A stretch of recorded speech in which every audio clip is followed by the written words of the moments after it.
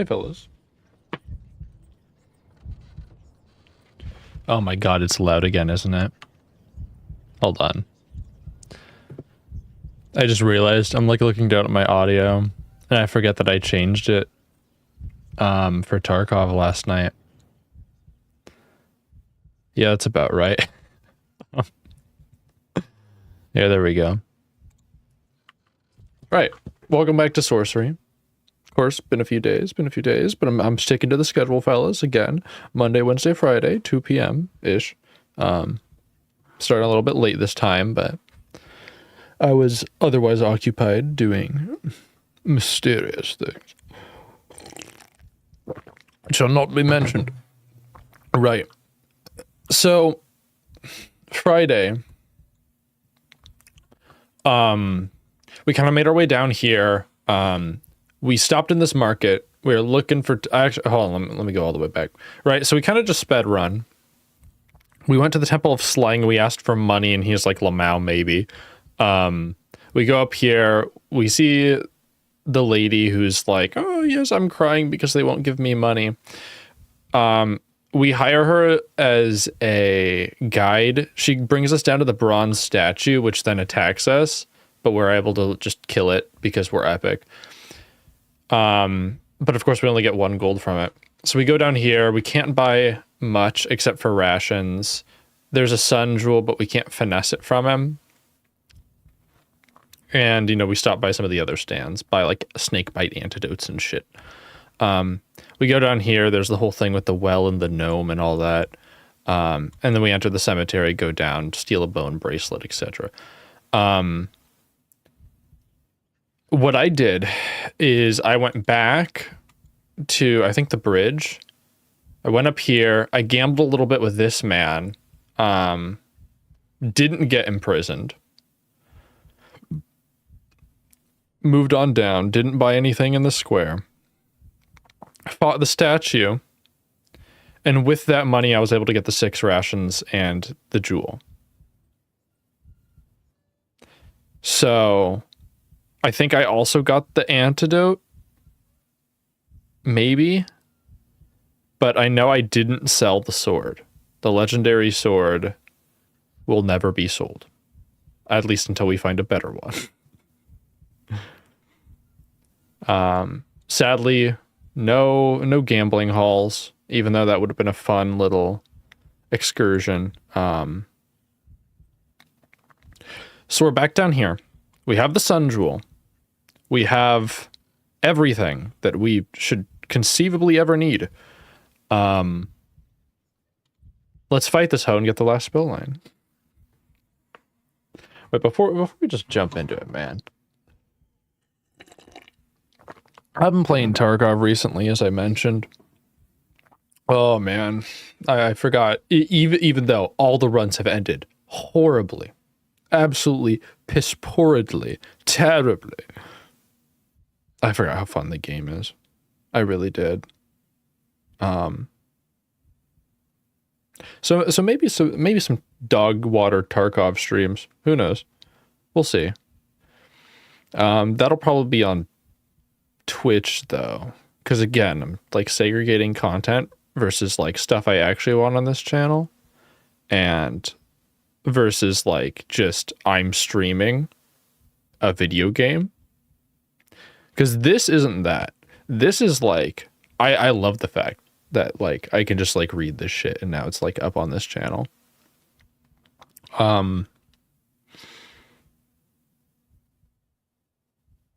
But like I'm not just gonna like play Tarkov for 8 hours on this channel, you know? Like that just seems like hell. For like an average viewer experience. Either way, point is, that's kind of like the whole idea with that. And that's what I might be doing soon. I don't know. Likely anything I stream on this channel is going to be eventually turned into some form of content, with the exception of Sorcery. Sorcery is just my, I just kind of want to read a book, but in video game format type beat. That's Sorcery for me. But yeah, either way, Now we're actually jumping into it. Oh, wait. Okay, hold on. Last side note. I'm a little bit sick. I've got that mucus in the back of my throat pestering me. So, excuse that.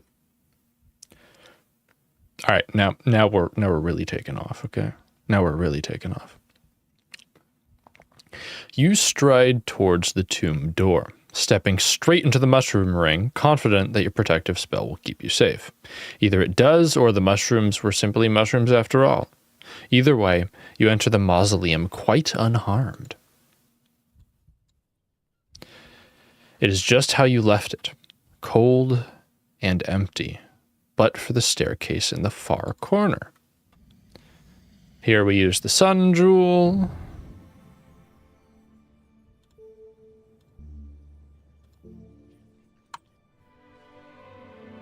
You cast the spell, and the sun jewel in your pack begins to throw and ebb, growing brighter and brighter until it fills the room with a pale but brilliant light that reveals the mausoleum for what it is: old stone and dust, and nothing worse than that. Your spirits soar.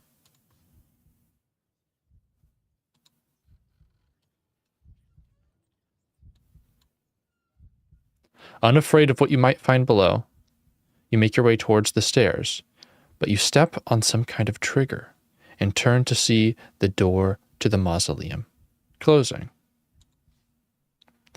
You stay back, not wanting to be crushed by the heavy stone door. It seals with a bang.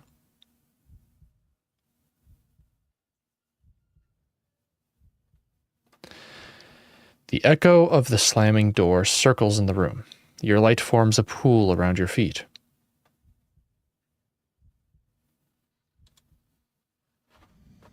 I forgot about this.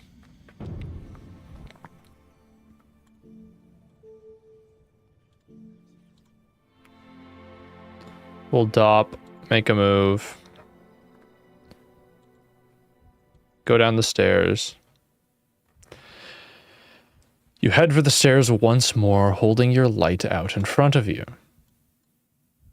You make your way cautiously down the ancient stairs into the dead earth. The walls are damp, and there is a foul smell of decay. The only sound is a dripping coming from somewhere in the depths. You emerge into a large, dark chamber, lit only by the light of your sun jewel. A coffin occupies the center of the room, covered over by dust and spider webs. I'm gonna wait and watch. You hang back, taking a few breaths to ensure the room is silent. That's when you hear the sound, a moan and a rattle of change coming from inside the coffin itself. The lid is moving back. You hang back, watching, and that is when you see a ghostly figure emerging from one of the alcoves in the room. It's a dead wraith, wielding a cruel hooked dagger and sliding mercilessly towards you.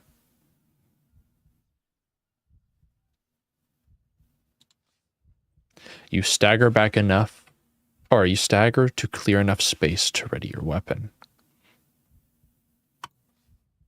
You draw the short silver sword. It's a weak weapon, but hopefully effective.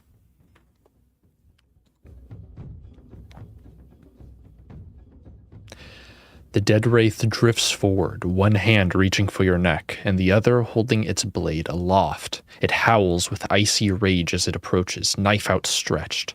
You gather your wits and drop into a defensive crouch. You turn most of the blow, then adjust your grip and try to settle your nerves. The chill of the tomb is all around you as you seize the moment to strike. You charge forward, and the death rave oh my god. Already. And the death wraith's knife is easily turned. It does not bleed, but it seems to flicker. It reaches out with long skeletal fingers. I've come for your blood. Hey, yo. It hisses. I will suck you dry. Hey, yo. I make this joke every single time. You raise your shield arm to guard your face as the death wraith reaches out with its skeletal hand. Stone dust trickles from the roof of the crypt. Boop.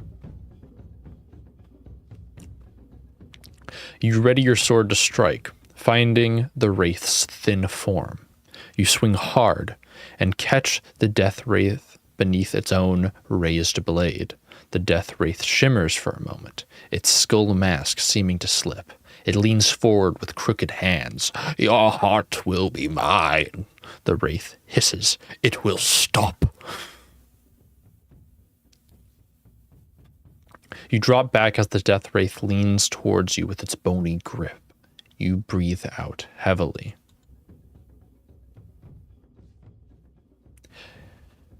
You steady your guard high. The death wraith wails and sings as it slashes its blade backwards and forwards. You parry in a flash of sparks and metal. Sweat trickles from your brow. It reaches out with hooked, bony fingers. I can taste your life, the creature wails. I am hungry. This dude's weird. Get him out of here.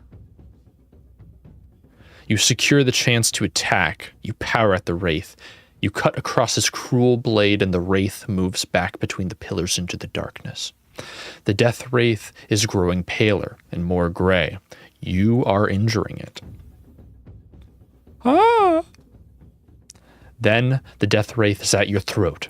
Your own attack is thrown aside. It steps out violently. The pain sends you staggering across the tomb. It leans forward with long hands. You fall back across the dirt of the tomb, staying low as the death wraith comes for your neck with its skeletal fingers.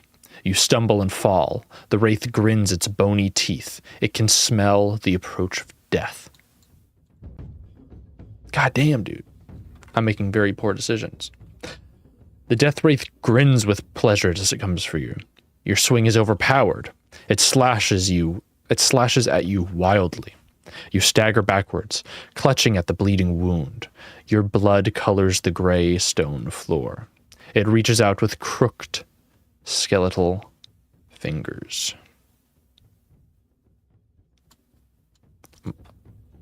Finally, okay.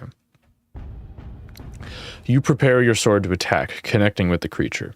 You swipe the death wraith with your blade. With the final strike, the creature wails and moans and seems to vanish in on itself.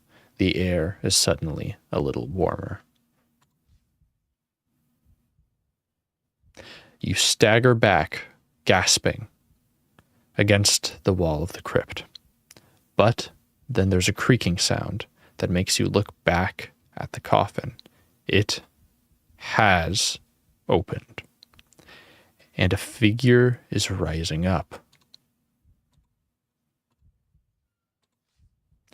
You watch and the figure takes shape, a very old man, and no monster.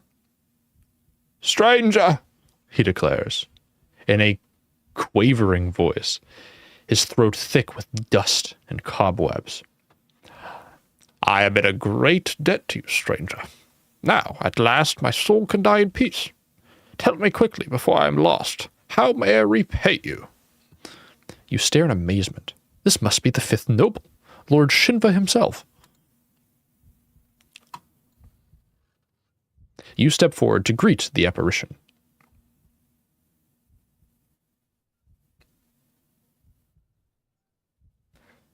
I've come to find out about the North Gate.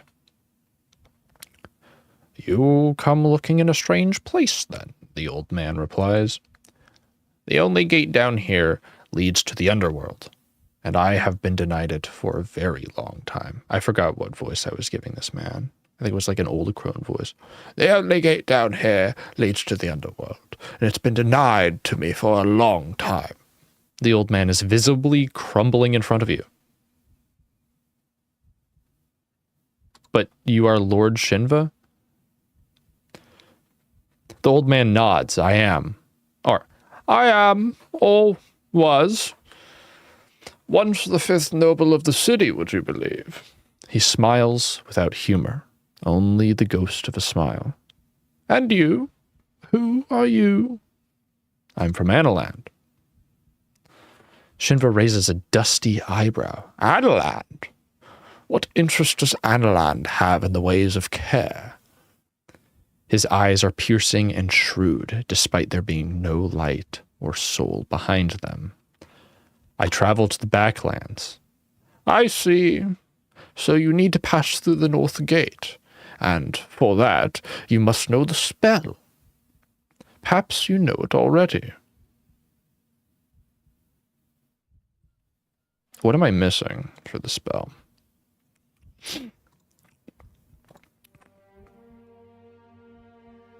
I have Lorags.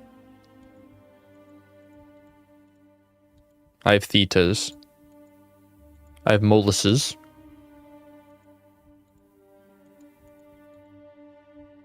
Two tumblers sealed deep inside. Or it's by Korga's grace and Forga's pride. Tumblers 2 sealed deep inside. I bid you portals open wide.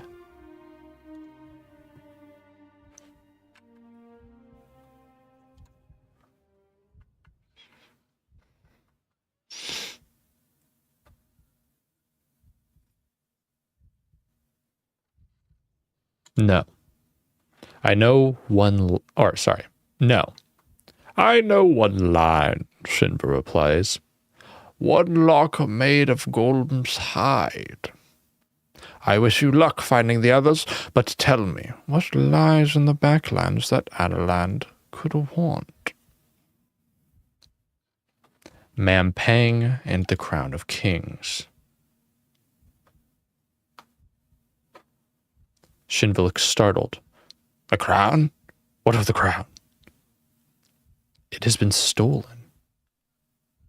He looks deeply troubled.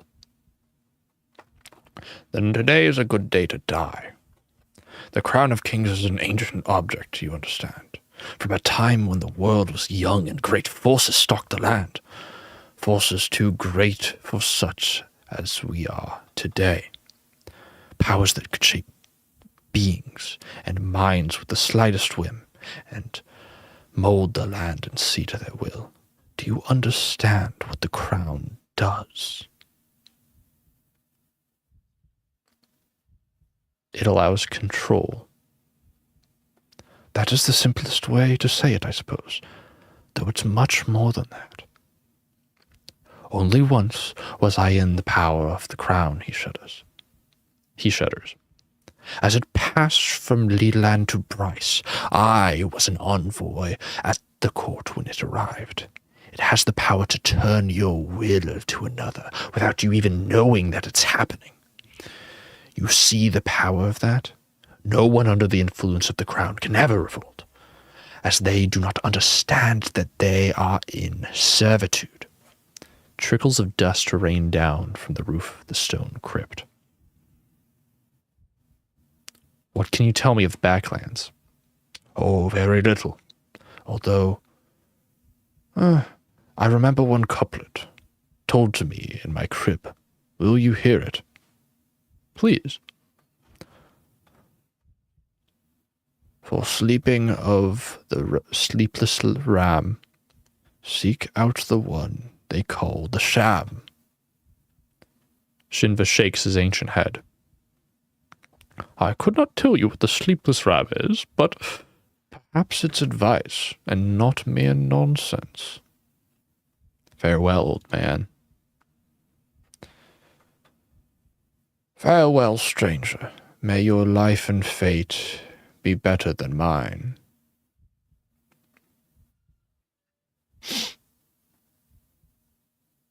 I give the last of my life to you, he whispers as he lies back in his grave. You feel a cold strength flood your veins, then turn quickly and make your way up to its armpits. Oh, he's healed me. What a gamer, my god. The door at the far end of the mausoleum is open.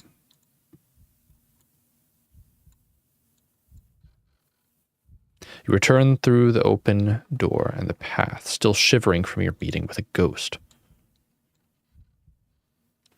You avoid the ring of mushrooms as you leave. Outside, night is falling, and things are stirring between the moaning trees. You do well not to linger here.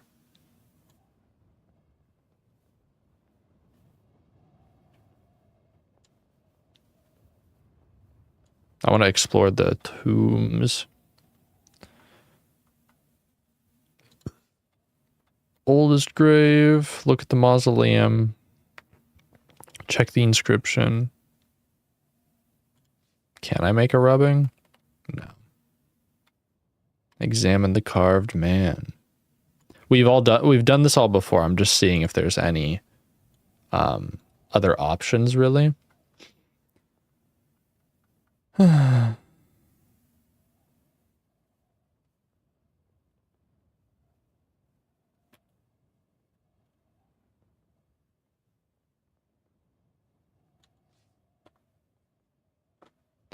The rear gate of the graveyard hangs on its hinges, but not from age. It appears to have been taken apart, maybe widened even, to let something through. Beyond is deep forest. All right, y'all know what's going on. We're going to go talk to Korga.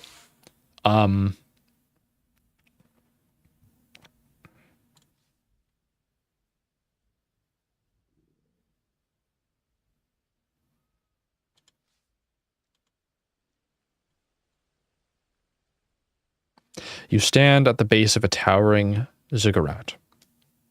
We've been here before.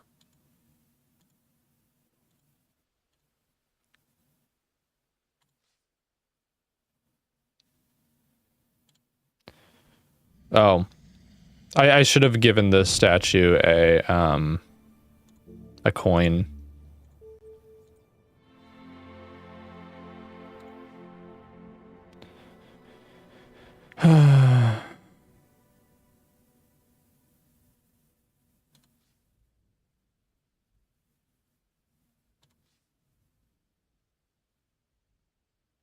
Oh, we actually haven't run into this before.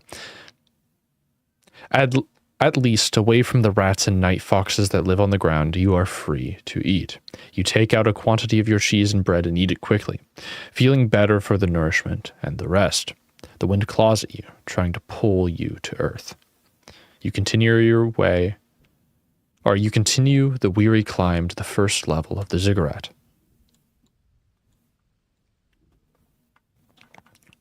You climb for another 20 minutes up the steep stone steps until you are gasping and panting for breath once more. But finally, you reach the dark opening that you saw from the base of the temple. The steps themselves continue up a little further still to the very peak of the temple. And the opening is guarded by a rock sculpture, or the opening is guarded by sculptured images of unimaginable creatures. Beyond, you see a long, dark hallway with something large gleaming at the far end. I'm continuing up to the top. I want to weave another spell.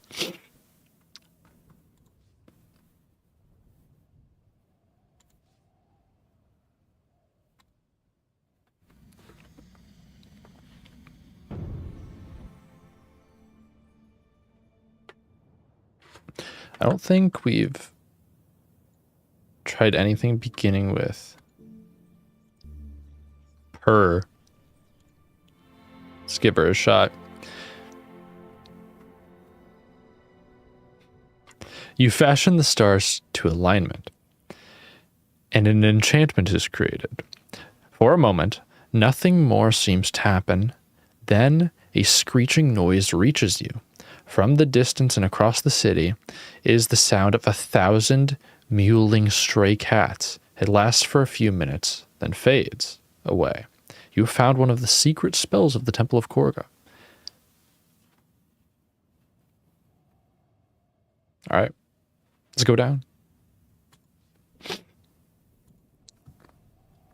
By the opening, entering the temple.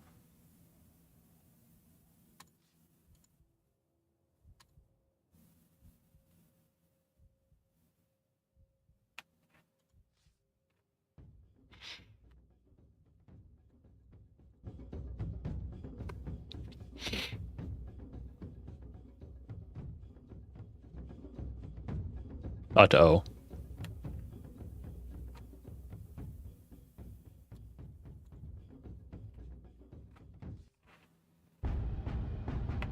I'm giving that another go. That was horse water, bro.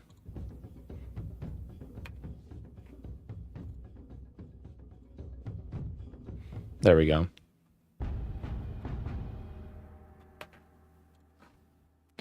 Okay. Again, we've been here like 3 times over, and I've read it like twice over. So we're continuing.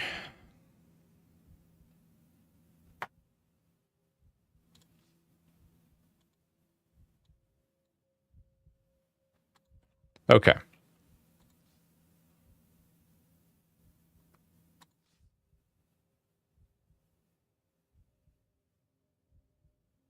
Left.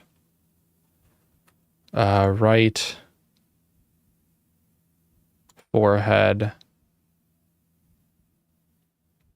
And lips. Finally, you lean low and kiss the idol's lips. As you straighten once more, you see the idol's eyes flick open. A soft voice issues from its mouth. Stranger. Stranger, you are not of my faith, whispers the god, and yet you have completed my ritual. How can that be?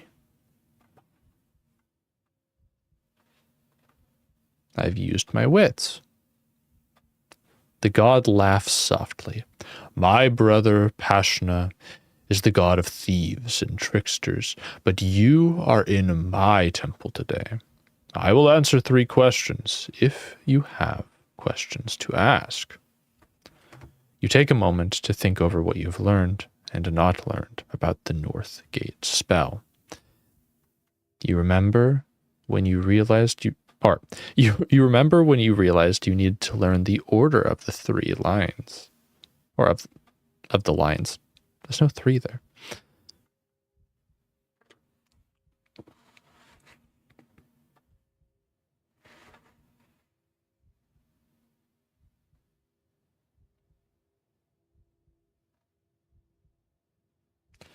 What order should the spell lines be read? You ask, leaning low to whisper to the god. The god issues a low whistle. That is a very important thing to know. The lines were given out to the nobles in the reverse order. The first line was given to Lord Theta, the second to Lord Shinva, and the third to Lorag the Scholar, and the fourth to Lord Molus. The god awaits your next question. What will my fate hold in the Backlands?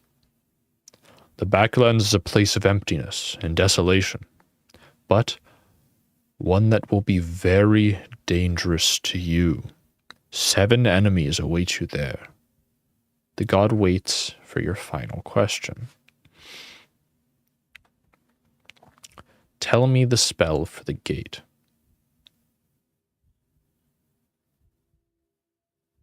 I cannot tell you the spell, Korga replies, after a long and mysterious pause.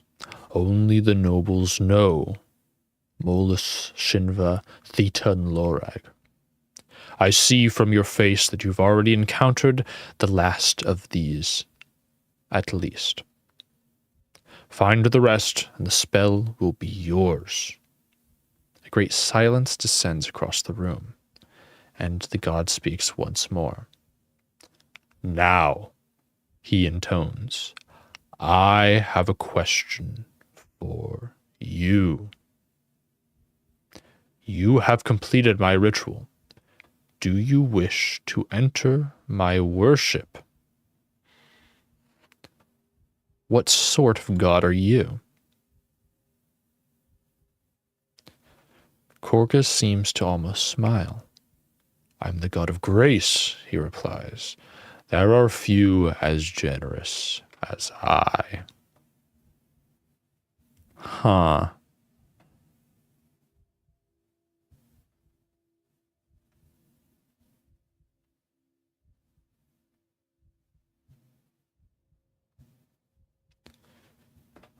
Oh man, do we do it or do we keep with the gorilla? Because I'm kind of vibing with the gorilla.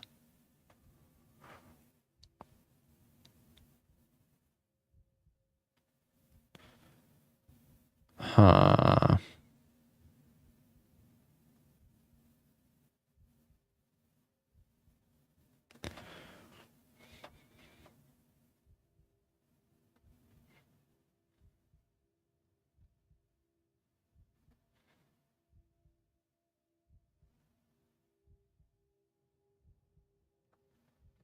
I'm not sure.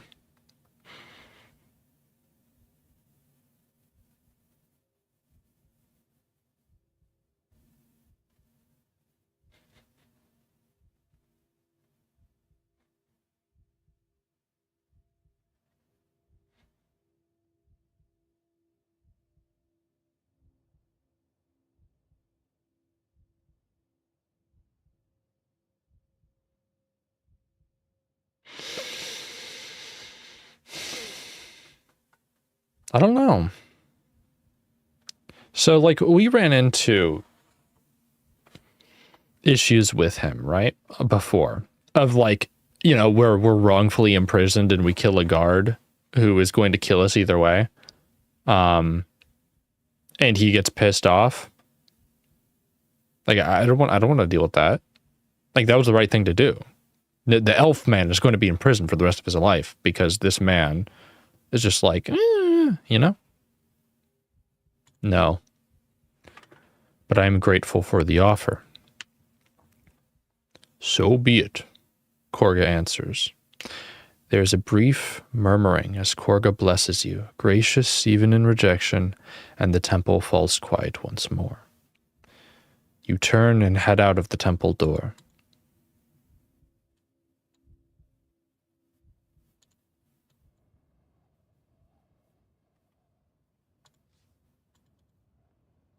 Okay.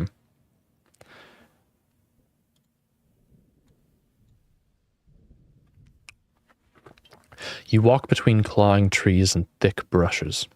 The north gate is finally in sight. You can see its imposing, ornately carved wood doors over the top of the guard huts and the low buildings that lie at the end of this road. Stride forwards. You stride forwards, footsteps crunching loudly on the gravel below. In a few minutes, you've reached the edge of Care. Something catches your eye. Movement in the shadows, both sides of the road. Torchlight. Wait. You wait as once again werewolves emerge from the trees to surround you. The man controlling them steps out last of all. Who goes there, friend or foe? Friend. The man does not respond. It is clear he's waiting for something, but for what? Vic Verfost Noble. The man sighs with a huge sigh of relief. Well met, friend, he answers. Vic Verfost Noble. You nod. Farewell. You're going the wrong way, the man observes. The fight is this way. He points along the road back down to town. There's a goblin army who will come up behind you. A goblin army in Care? I don't think so.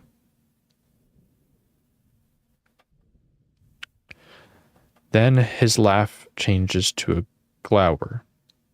And don't you go spreading such lies. It's poor morale. It's true. The man peers at your face. Perhaps you're telling the truth, he murmurs. You have the look of it.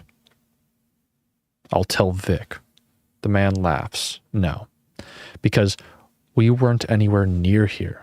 We take the city. Tonight.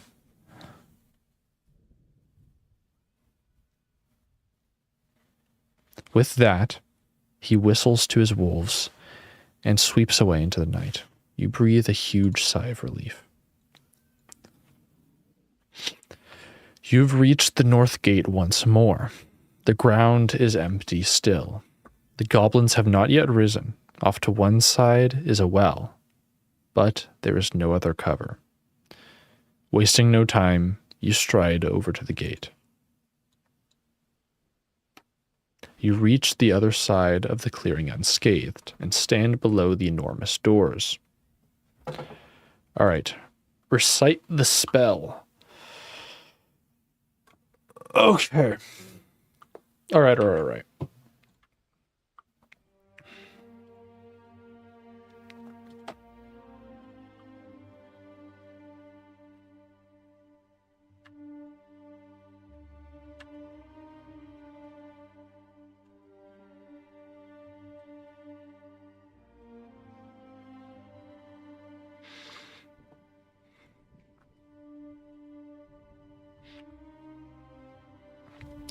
The lines must be recited in the correct order to open the gate. The first line was given to Lord Theta.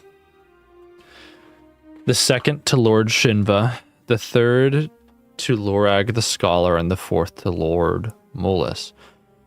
So Theta, Shinva, Lorag, and Molus.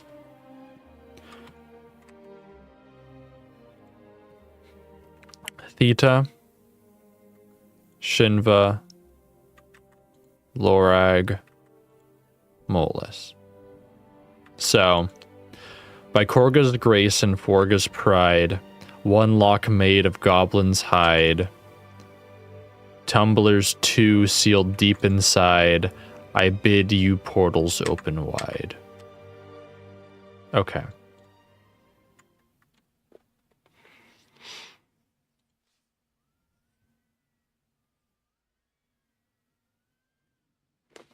I already forgot. Okay. Vic's teeth, wait. Oh, right.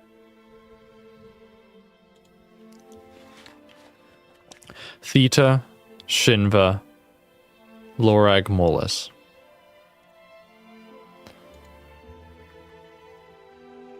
One lock made of goblin's hide. Two tumblers sealed deep inside. Alright.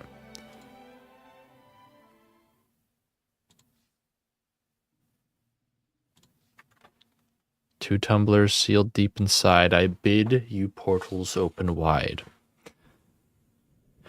You stand back to see what effect your lines have had. The voice has gone silent. You wait impatiently to see what will happen. Then the gate creaks, the tumblers drop, and the wooden panels begin to move. The door's opening. Booming out, the voice declares, the gate is under your control. But it's moving slowly. Looking over your shoulder, you see an army of goblins emerging from the well shaft. They are racing towards you.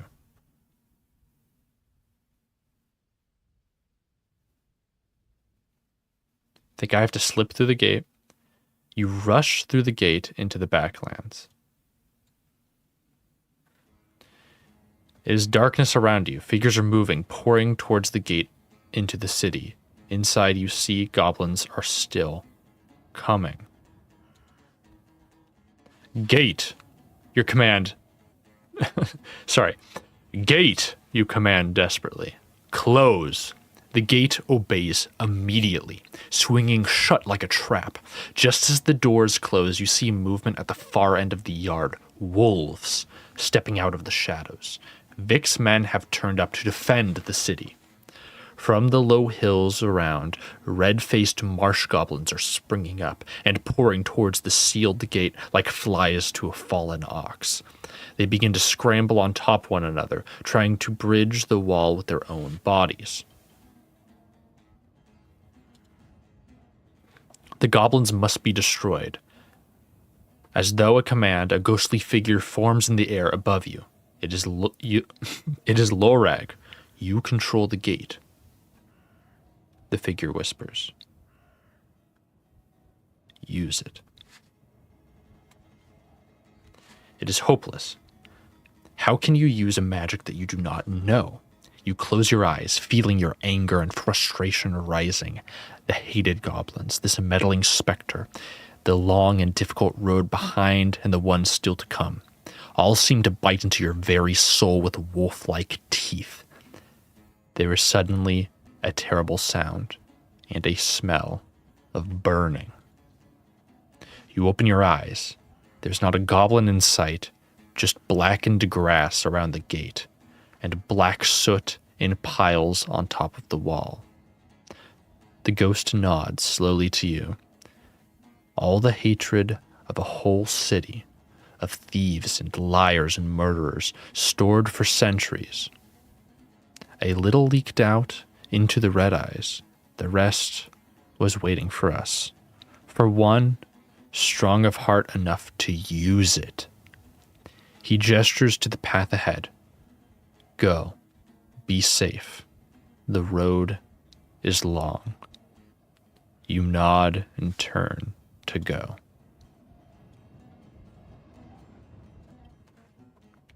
From a short distance, you look back. To see the plain outside the gate is quite empty. Not a single marsh goblin remains, not a single short sword or hooked pick. It is like they've been wiped from the surface of the earth. And inside Care, something similar must have occurred, as where there were the sound of clashing swords, now there's only silence and the baying of wolves. You've saved Care, a foul city, perhaps, but not one whose citizens deserve to die by a goblin's sword. But it has been to a cost. But it has been at a cost to your strength. You turn your back. Your own road lies ahead, through the plains of the Badu, through the plains of the Badubak, and on towards the Mampang. The Backlands. Oh wait. You remember the words of Sightmaster Sergeant as you left the outpost settlement. Once you have crossed the city port of traps, you will enter the Backlands. They say that day and night are controlled by forces other than the sun. And from Care, too, your progress will be watched. To the Badubak. Your journey across Care is complete. In the course of your journey, you saved the city port of Care from destruction. You played 9 games of Swindle Stones, winning 6 and losing 3. You learned the truth of what the crown does, and a riddle about the sleepless ram. You collected a large number of magical artifacts, a cloth skullcap, 3 pebbles, 2 blimberry potions, 3 giant's teeth, a bracelet of bone, and 1 sun jewel. You also found a bottle of snake bite antidote and a tinderbox. You are armed with a legendary sword and your original sword, and have 5 rations and 19 gold pieces and a spell book. Continue.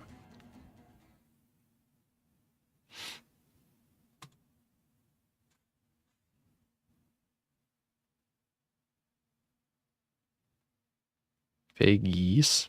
All right. All right. Sorcery 3 then.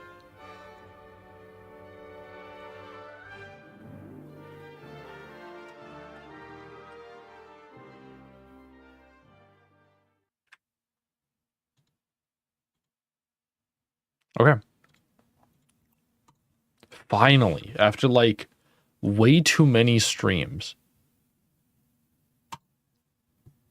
we're finally on the next leg. Okay. My God. And after like an hour too. Of like just closing that out. While Care is like great, it's frustrating that you can't like circle back and you have to do like the time warp stuff. Either way, I'm gonna go find a snack real quick because I'm desperately hungry. I'll be right back.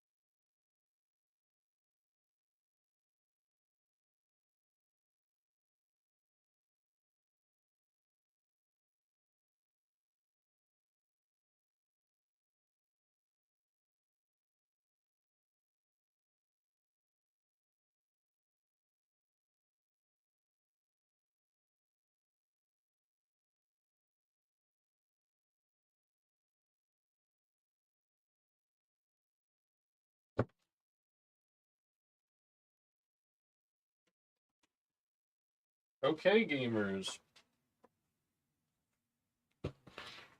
I'm back. A moderate snack. Just a tidbit or two of food for me, not you.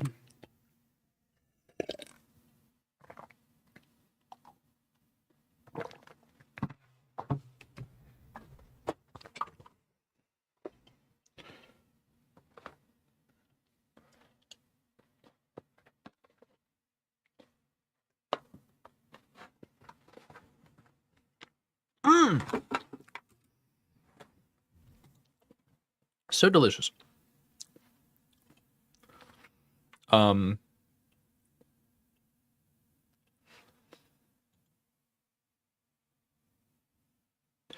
oh. I forgot what it is.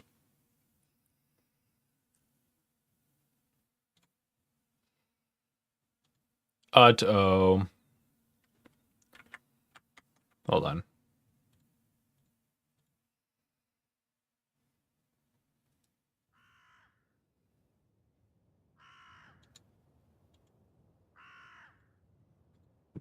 We're gonna go back here. Okay, okay. Don't worry, don't worry.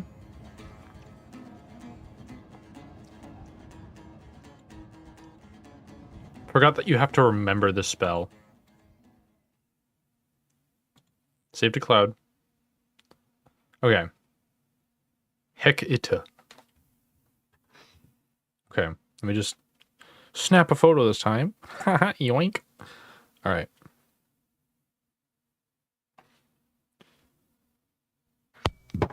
We're chilling.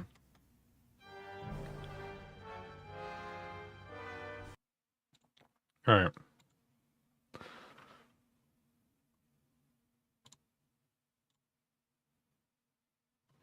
How is this louder?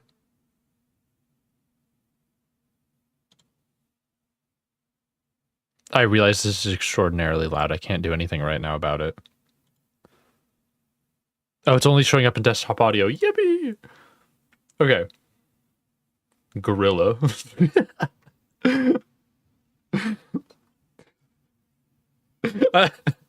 I just love how this makes it look like this guy is named Gorilla. This is fucking amazing.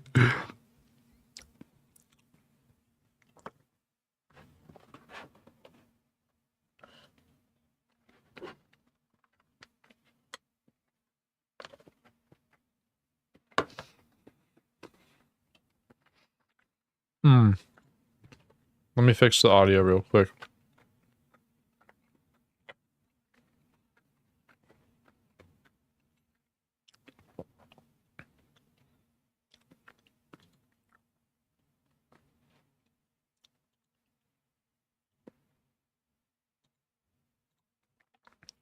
Alrighty. Let me find the right virtual audio cable. There we go. We should be good now. Maybe? Hopefully? Alright, continue adventure.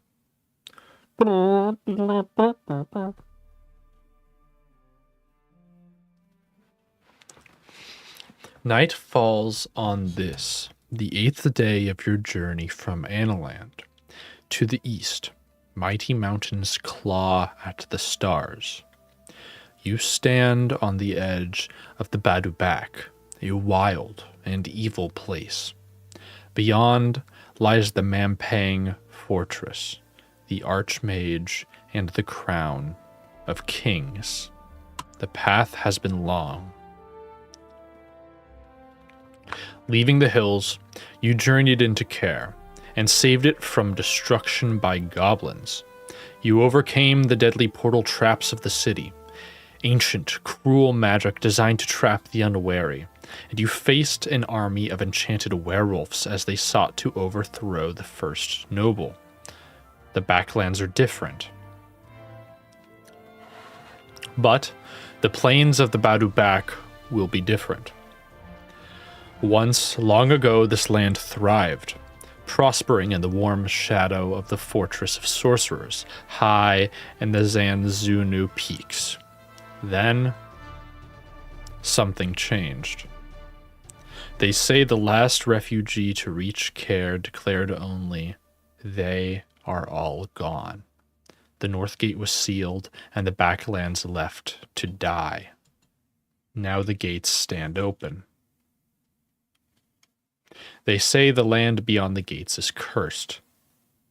No one from the young country of Analand has ever crossed this wilderness before. You will be the first. The old world is counting on you.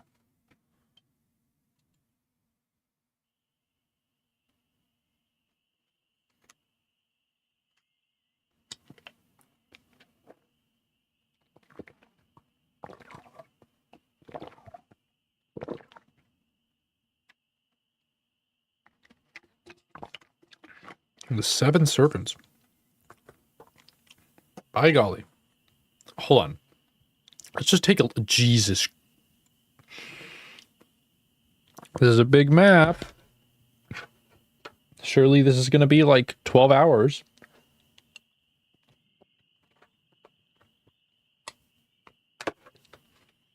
I'm deeply concerned.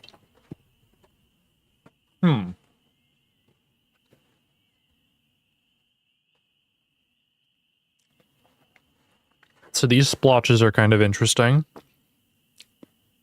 And by interesting, I mean concerning.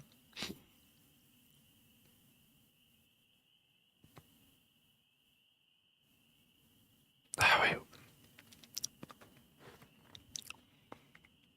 It's like revealing different landscapes. So it's got to be like turning back time or something. Like that's the only thing that makes sense to me.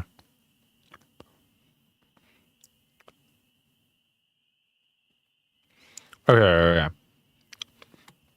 Like what do we have here? Fucking telescopes, I guess. All right. The Kakabad. Okay. Forced of Snatter. Bloody hell.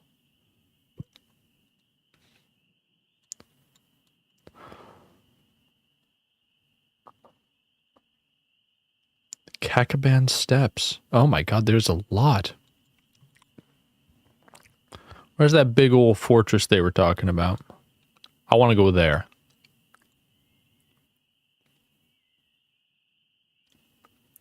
This bridge is supremely messed up, but it looks like we can repair it or something.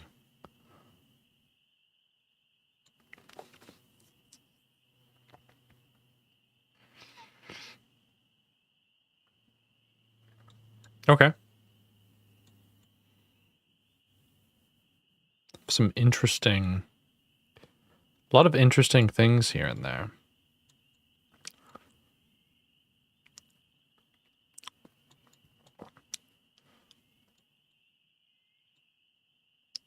So I'm assuming the end of the journey is about right here and we go off. I think that's fair to assume. Okay. The stones of the old road disappear under a layer of dust and sand. At your back looms the great wall of the city port of Care. Ahead, there is nothing but an empty waste and the night. Walk on. But you have no time for backwards glances. Your path lies ahead. You do not need to see the way back, for it's unlikely you will ever return. As you walk, you lift your eyes to the stars, wondering what fresh secrets they may hold. This is far from the walls of Analand.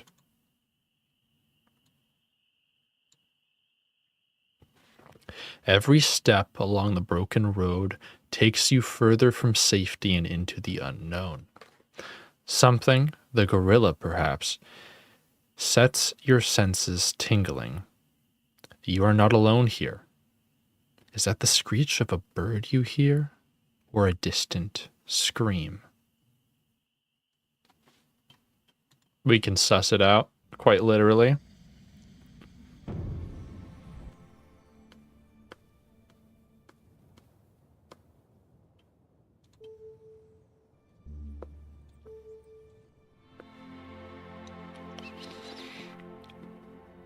You cast the spell, weaving the starlight into a shape until a voice enters your mind and begins to speak. The warning is clear and loud. You are being stalked. You are being hunted. Look around. You whirl around, but see nothing. Then you look up. The stars are disappearing behind a rippling veil of shadow. There is the rush of wings. A moment later, a ferocious nighthawk has plunged from the sky, talons outstretched for your neck.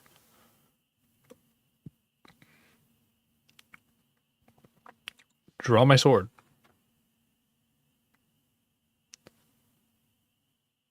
You draw your sword as quickly as you can, slashing the creature.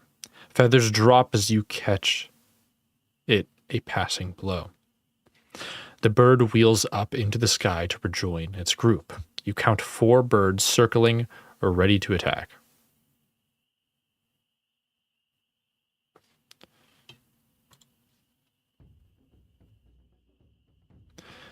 You set your stance and ready your blade. A moment later, the nighthawk has swooped once more.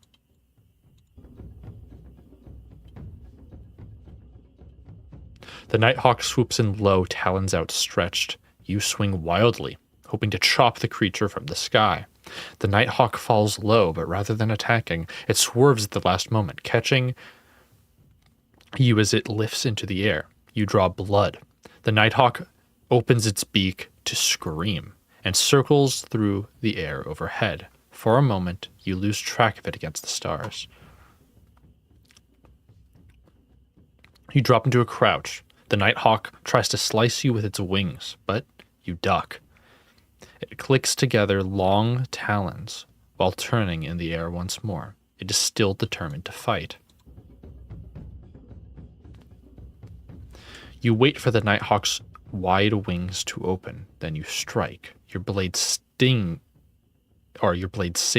as it parts the air. It swoops for you, then tries to turn and retreat, but it is too slow. Your blade cuts a ragged gash in its bony belly. Uh-oh. Next moment, the bird is plunging from the sky, as though intent on skewering you with its beak. You try a cut across the nighthawk's body, but it catches the blow with its talons and knocks you backwards against the low hillside. You stumble, head spinning. It flexes its cruel claws and wheels overhead. You fall back. The nighthawk tries to swipe you with its ferocious wings. You step quickly aside. You escape mostly unscathed. It beats its strong wings and gains height, gathering momentum for another strike. An opening appears. You wait, twist, then charge forward, catching the bird between widespread wings. The creature wobbles and almost falls. The nighthawk stretches its long nails while searching the sky.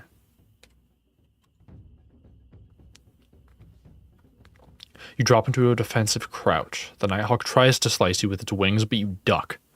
You breathe a sigh of relief. It flaps its way upwards, gaining altitude, ready to plunge. Suddenly, you dive forward. You bring your blade in heavily, catching the bird wide open. The low hills echo with the bird's chill scream. The nighthawk climbs a little, gaining speed. You fall back as the nighthawk screams through the air. You repel it with your blade, heaving with the effort. You ready yourself for the next assault. It reaches with its cruel talons as it turns above you.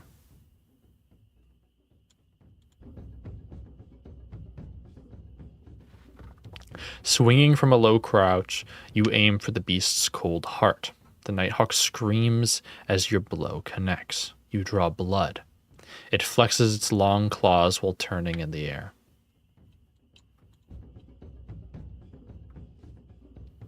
You take advantage of the nighthawk's anger to press forward. You jump through the air, hoping to catch the creature. Your blade slices through the thick leather of a wing. The nighthawks in the sky scream and bellow at their companion's suffering. The nighthawk beats its heavy wings and rises, its eyes not leaving you. I can do 3. Yeah, not going to do that. You drop into a defensive crouch as the nighthawk dives downwards. You dodge as best you can. You escape mostly unscathed.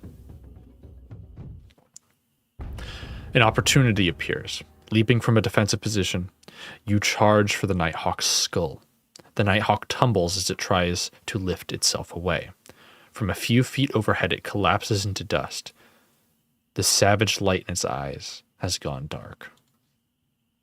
You step away from the fallen creature, but there is no time to rest. 2 more of the creatures overhead shriek and start their dive. You spread your arms wide, ready to summon the power of the stars, but then, quite suddenly, the nighthawk breaks formation. Something else is shimmering into visibility in their very midst. What?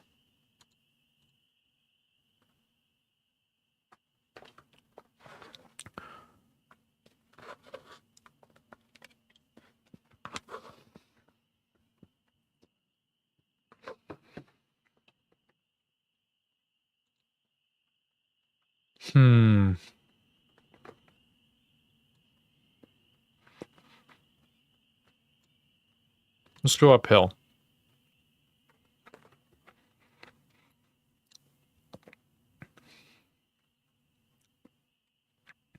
You move up to higher ground while behind you the strangest of battles ensues. The wing of one nighthawk snaps up like a broken branch. The second is ripped into feathers by invisible claws. The remaining birds scatter, and there is nothing left but your mysterious savior. You step forward and call out your thanks to the invisible creature. There is a rush of air just in front of you. Whatever it is has landed. You hear the movement of the unseen feathered wings. Then, at last, you understand. This creature is a gold-crest eagle from the king's own ire in Analand.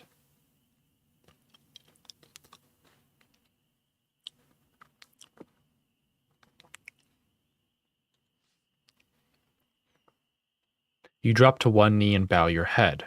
The bird, slowly becoming visible, replies with a similar, much larger gesture, and it lifts its head with something in its beak. It is a message cylinder. Whatever it contains must be of vital importance, or the king would not have risked revealing your location like this to deliver it. You reach down and pick up the tube. Inside is a rolled parchment, sealed with the royal seal of the king of Analand. We trust these tidings reach you in fair health, but must warn you of impending peril. Your mission is discovered. The Mampang's eyes have spied our plan, and word is on its way to the dark fortress.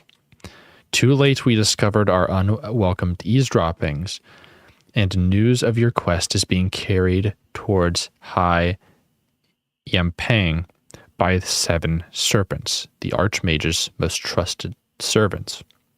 By now, they will have reached the backlands, and they will divide to complete their journey separately.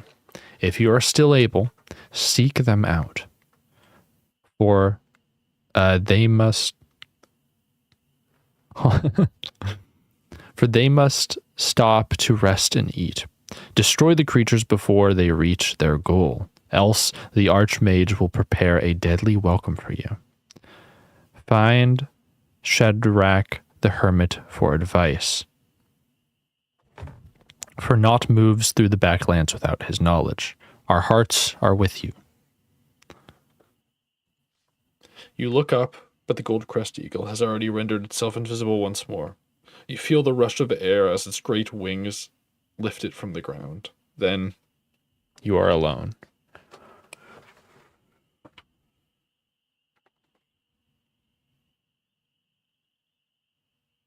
Shadrach the Hermit for advice. You tear the note into shreds and toss them into the wind. You will not quickly forget what it said, and it would seem the backlands are not as deserted as you had supposed. You must find these 7 serpents and destroy them, or your journey will be for nothing.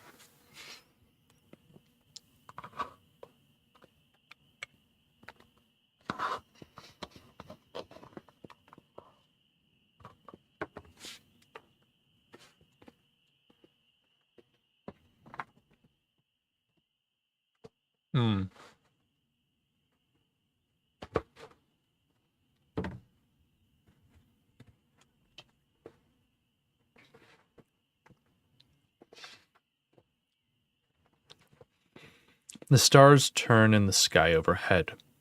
Taking the pole as your guide, you rejoin the old road and make your way north. Before you, the backlands stretch away to a dim horizon.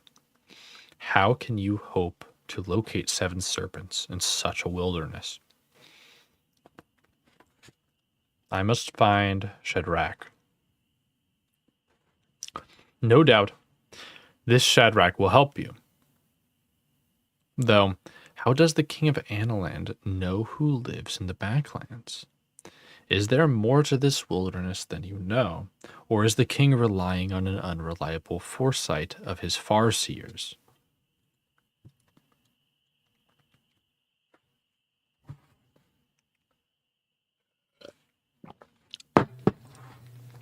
After about half an hour, you see a deep black line across the earth up ahead and catch your step just in time. You are 1 pace away from the edge of a sheer cliff. A few loose stones disappear over the edge and clatter away into the dark.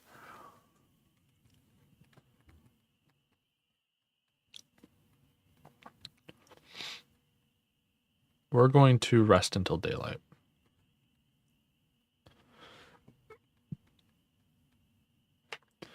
You shiver and pull your cloak about yourself. The hour is late enough already. You will rest here, although there is no shelter, and continue in the light. Laying your pack down by the cliff edge, you will settle despite the cold. At least you have eaten already today, so you will not need to eat again to avoid hunger. Though more food will make you stronger. I'm going to drink a potion.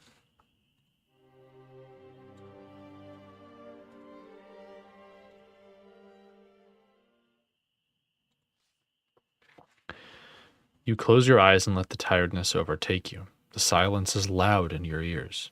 Slowly, you are understanding the true loneliness of this place. You long for human company, even the withering insults of flanker, but there is no one here. The night is long and filled with visions. A hooded woman with a scar down her face looks up from a deck of cards. It would be better if the crown were dropped into the sea, she tells you firmly, or else you should wear it yourself and rule all. A boy sits on a throne of skulls and swords, wearing a crown carved from solid bone. He seems not to notice you, but plays with carved model figurines of goblins, trolls, and demons playing out a war, although he looks bored by it.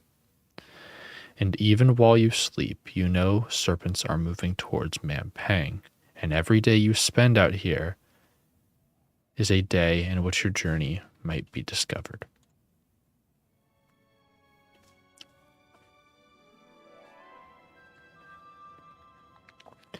Morning brings cold, clear light. You wake and find yourself laying all but on the edge of a cliff that plunges to a rocky floor below. Good thing you didn't roll over the night. Look over the cliff, or I didn't. No point in casting a spell. Look over the cliff edge. You approach the cliff edge and peer over. The drop is considerable, and the view stretches for miles. Leading away to the left is what appears to be a carved staircase of rough stone blocks. In the far distance, Birds wheel and turn above the landscape ahead. Look at the view. You stare out across the plains. The featureless dust revolves itself into low, rocky outcrops and gullies. The landscape below is not as featureless as perhaps you might first thought. Look at the plain. Some way off, you see a spire of rock, rising proud like a stupa. But through the midst, it seems sometimes that it has two prongs, and sometimes only one.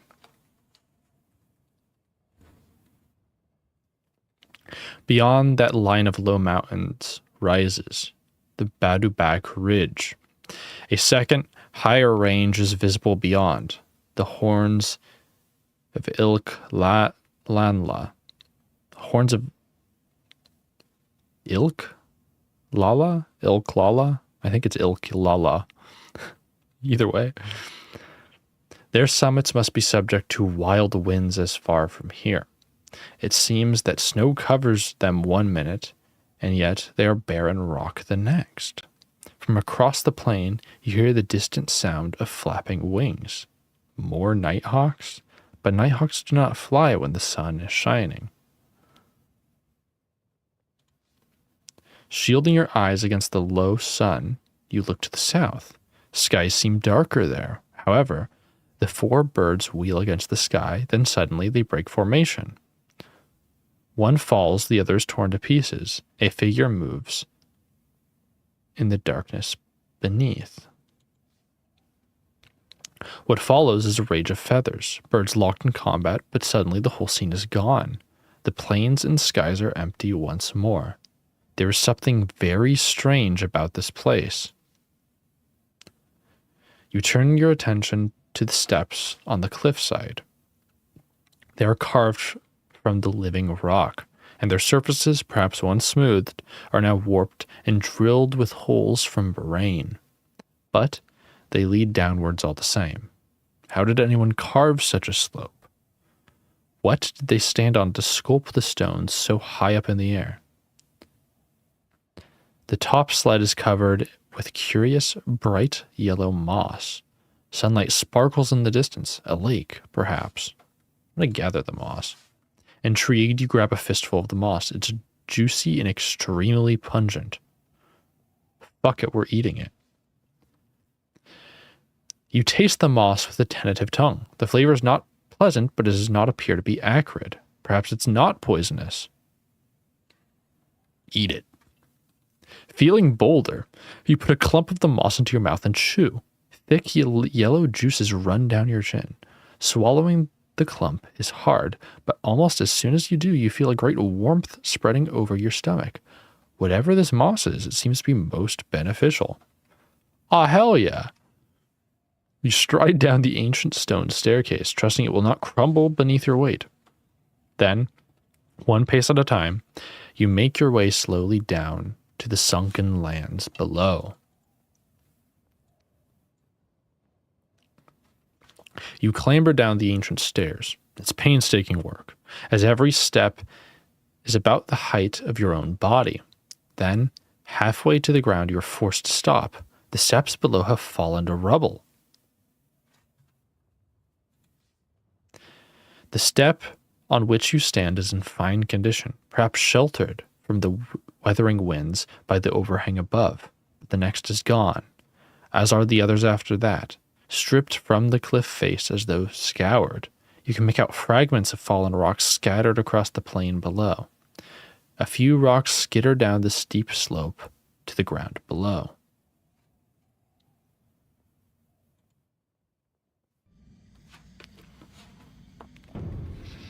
There's like a slow fall spell. Foff, I think? No. It's not fog either.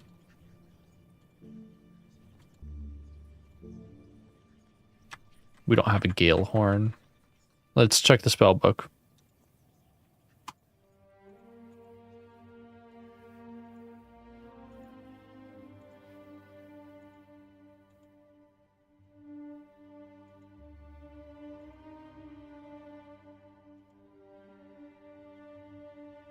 Let's fall. Okay. If we can even do it.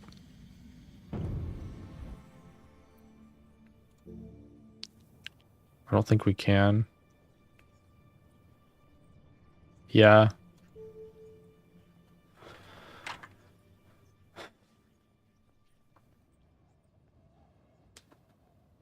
Do we just fuck it, we ball? Fuck it, we ball. You take a moment to gather your courage, then you let yourself fall far and fast onto broken stones. You land badly, and for a moment you're afraid you've broken your ankle. But you manage to stand. The foot of the cliff is punctured by little holes, perhaps the warren of hill foxes or whatever equivalent inhabits these barren wastes. You gaze up the soaring arc of the cliff, barren rock dusted by what little scrub can cling onto its sides. It is as if some great clawed hand scooped out the earth. In the near distance, across the plains away from the cliff, you see a stony tower, the only stone structure in this whole barren landscape. The tower stands some way across the plain, almost in the foothills of the ridge. It lists to one side, but appears not to have crumbled into ruin. This, then, is the plain of Badubak, an endless expanse of dust, broken only by the thin outline of an ancient road. No one from Analand has been here. No one even knows what happened to this place. Once, it was the Archmage's country, his fields and paddocks. Now, it is too barren to be even a place of death.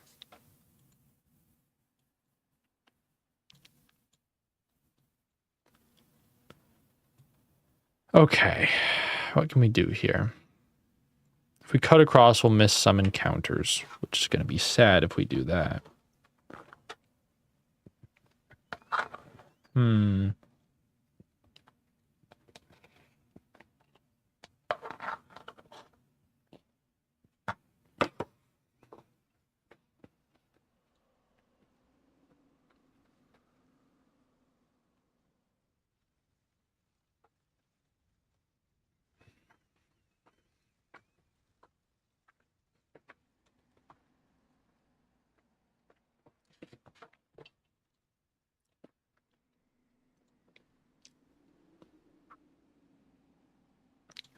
So it's like,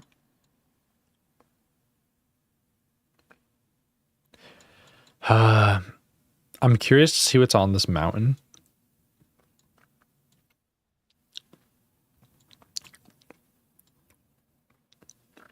Mainly.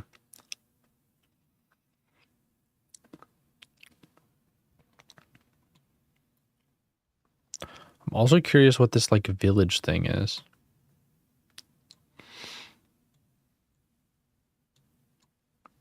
We'll see if we can loop around. I'm just saying these don't look, these are like the holes, I think, that were mentioned. These don't really look appealing, but they're like smoking, so something's up there. I think we'll go right first, hopefully follow this up and maybe loop back around.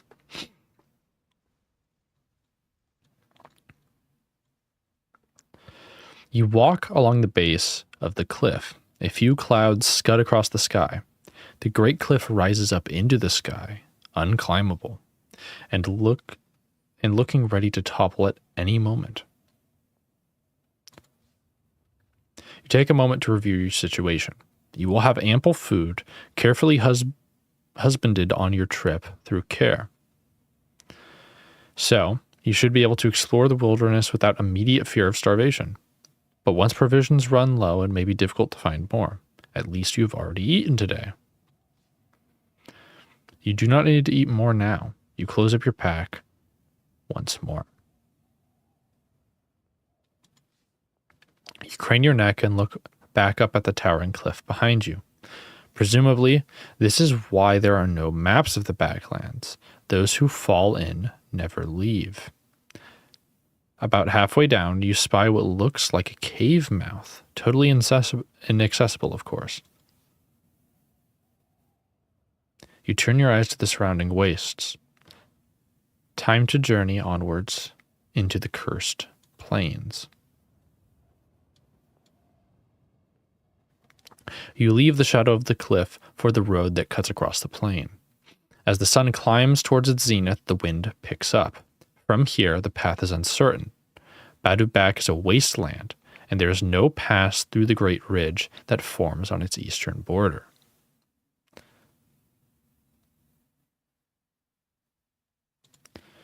The forest of Snatta, to the east of the ridge, is uncharted, and the Klatabak steppes are said to be home only to under-evolved half-humans.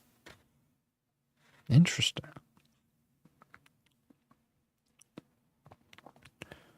No tracks climb the horns of Ilklanla that lie beyond the forest. There's no bridge across the Great Lake beyond that.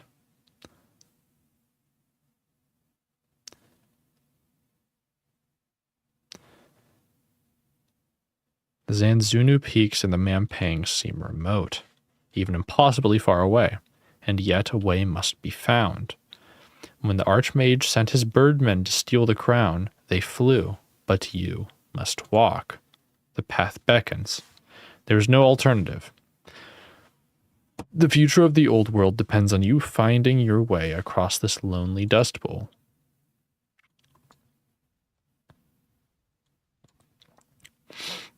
The marked cliff. The blasted tree. I'm curious. You leave the road and walk across the desolate plain. The sun has reached its highest point now. Out of the shade, the air is baking hot. After a while of walking, you see something break the monotony. Too tall and thin for a skewer of rock or a building. You cannot place it until you get close. It is a single tree, leafless and dead, tilting from the desolate soil. The tree must be the last remnant of an ancient forest, although why this particular trunk has survived while all the others fell is not clear. And that is not all. A rope ladder hangs from one of the higher branches of the tree. You scramble up the rope ladder to get a view across the land, but the branches seem to be alive, twisting and bending as you climb. They are closing around you like a trap. You draw your legendary sword and attempt to cut the branches away, but they move and bend out of reach of your sword. A moment later, another branch draws backwards behind you and releases, knocking you painfully to the ground. For a moment, you almost hear a sound like a laugh. You look back up at the tree resentfully, but now it is quite still once more. "Who's there?" you demand. "Stranger," the voice is faint, yet echoing. "Stranger." You look around, behind the tree, over your shoulder, but the endless plain stretches in all directions. There is no one in sight.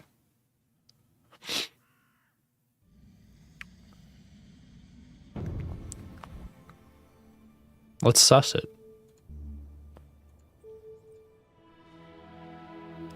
You cast the spell and a familiar, calm voice begins to speak with you. That in heavy tones it tells you that though the backlands are filled with danger, this place in which you stand is an oasis of calm. With its peaceful message delivered, the voice fades away. You look up to the branches of the tree to find the bare twigs have curled themselves into a human face, an old man's face that looks down at you with its overturned mouth. "Stranger," the tree face declares wistfully, "you are lost."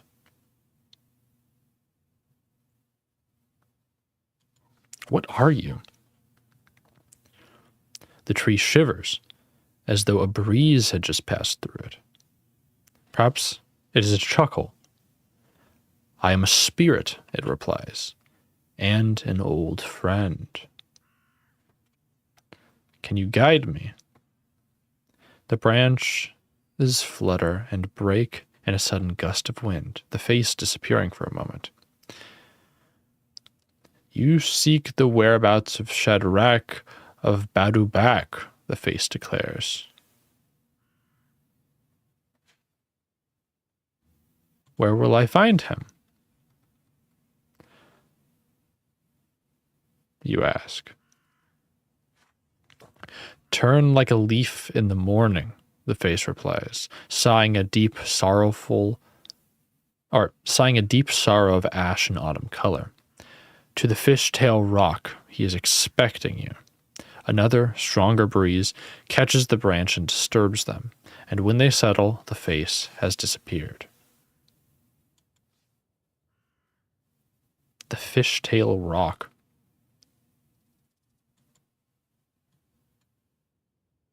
I presume that is this. You walk along the plain until you meet the edge of an old road. Heat beats down from an empty sky. The road snakes across the dust bowl. In the distance, you make out something through the haze, not a tower, but a spire of rock. It seems to flicker strangely. From behind you, a voice. Excuse me. You turn around to find the road deserted. There's no one in sight in any direction. Where are you? You call, half expecting flanker to materialize up in the dust to greet you. But there's no reply. The cold wind whistles around you.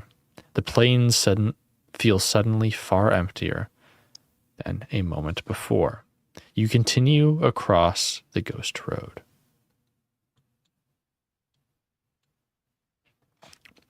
You follow the ancient road back to the edge of the cliff. The sun is beaming lower. The air begins to cool. There is no way up the cliff face from here. The cliff face is covered with pockmarks and raised lumps, as though it was once ornately carved. But nothing now remains. You look back northwards.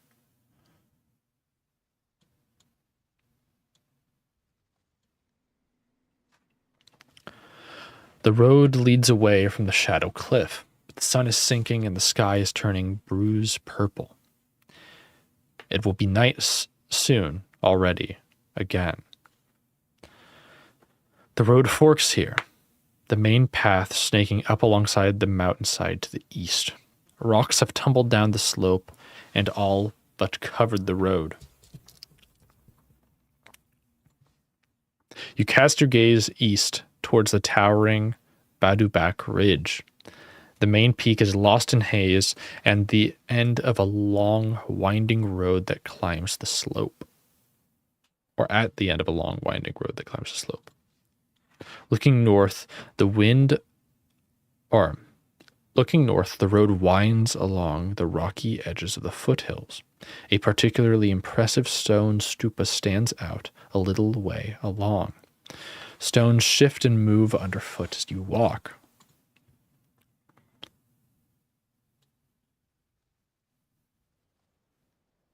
Okay, so I can backtrack quite easily now, which is nice. But this is the fishtail rock, I think. The ground underfoot turns to rocks and scree. The sun is now in its lowest quarter of the sky. Soon it will be dark. You pause to rest in the shadow of a large rock spire that sticks from the dirt like a claw through cloth. The rock is a single shattered spire, perhaps once part of the mountain range to the east, or perhaps driven up through the ground by some geological quirk. At the base of the rock is the mouth of a cave. You approach the cave with one hand on your blade, remembering the giants in the hill outside Care. The cave appears to go back some distance into pitch blackness. Someone seems to have scratched a message into the rock inside the cave. It is only just legible and must be ancient. In the thin sunlight falling into the cave, you make out the ancient scratched message with some difficulty. Stranger, I am awaiting. Very long ago, summon you. Call my name to the skies and I will. Adra.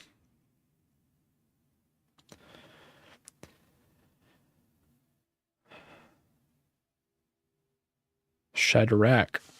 You cry out the name across the plains, and the echo of it seems to set off some distant avalanche. The ground begins to shake and rumble, and you stagger to your knees. The very earth is moving, as though it was splitting or merging back together. You reach down to steady yourself, only to find the grass is growing between your fingers.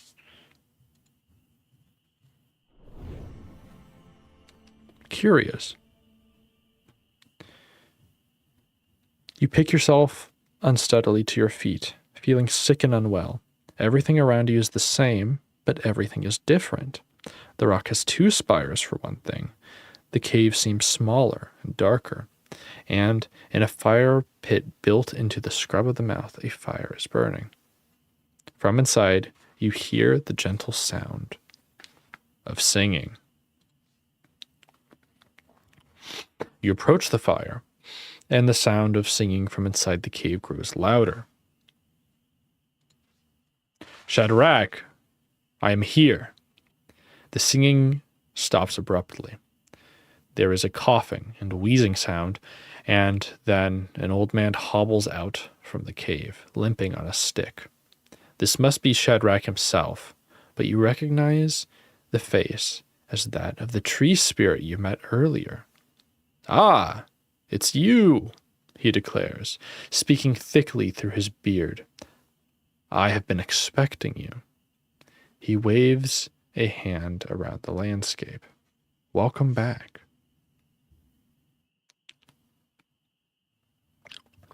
Welcome back. Just so. You've come a long, long way, my Analander friend. He smiles.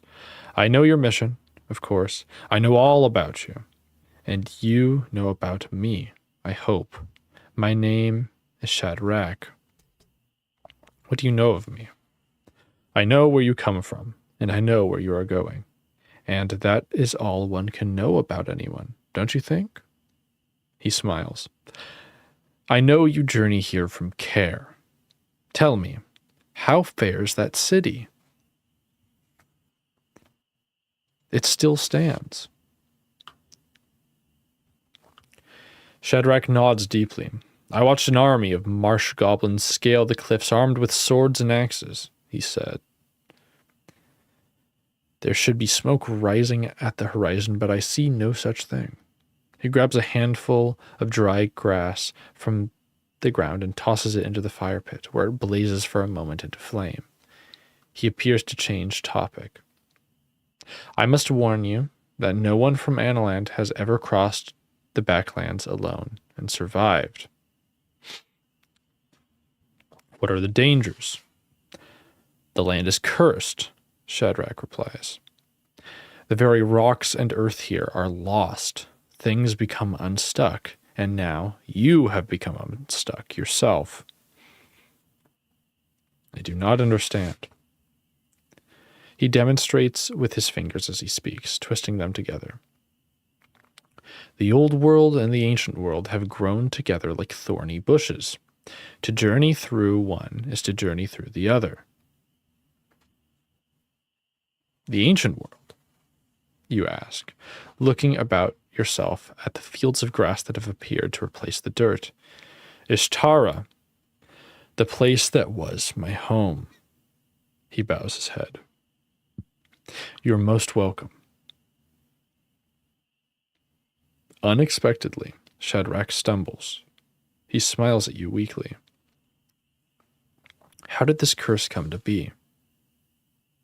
The land was cursed by the Archmage to be forgotten, and so it has been, and so it will be. Not long now, and then all you will see will be gone. Only timeless desolation will remain. But why? Because of you, Shadrach replies sharply. The Archmage punished this whole land to make a trap to kill you before you could come and kill him. He is a dangerous enemy. He is quite desperate. So the Archmage knows I'm coming. He knows you will come. He does not know you are here now, and you must keep it that way if you can.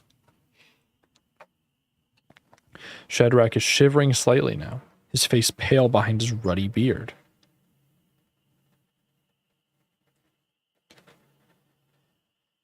Can the curse be lifted? I do not know.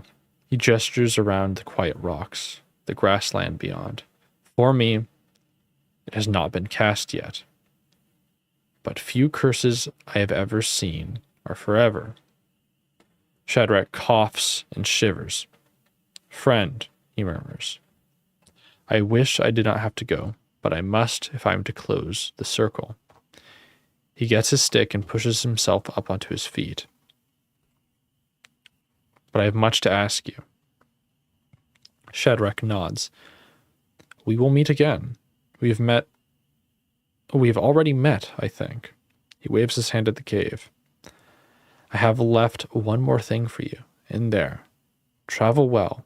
Remember, when you walk through the fields of Ishtara, you are safe from the serpents. But if you do not return to your own time, you will never defeat them. How can I travel between these lands? Look to the beacons, he answers cryptically. If any have survived into your time, they will hold a little of our ancient light still. There is one to the north of here, at least, by the river. Go there. Reaching over, he places his hands on either side of your head. You feel a great lightness entering your body. That done, he turns and stamps away across the grass. He leaves. He is heading west across the plains and fading into the hazy dust that hangs in the air. You muse on what you've seen. It seems there's more to the backlands than there first appeared. You are left alone by the cave mouth once more. You look over the cave again. This time you find a strange horn hanging from a hook in the wall. It is ornately carved from a strange twisting shell with a hide of leather. It's a gale horn, one of very few in existence. You lift it down with great care.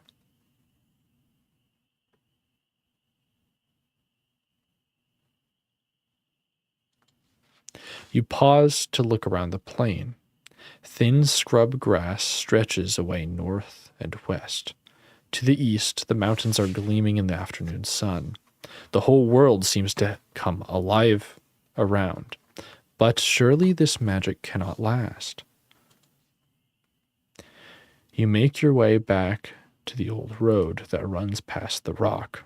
To the north, you catch a glimpse of the tower Shadrach mentioned, covered in green ivy. West, you notice a young tree that surely wasn't there before.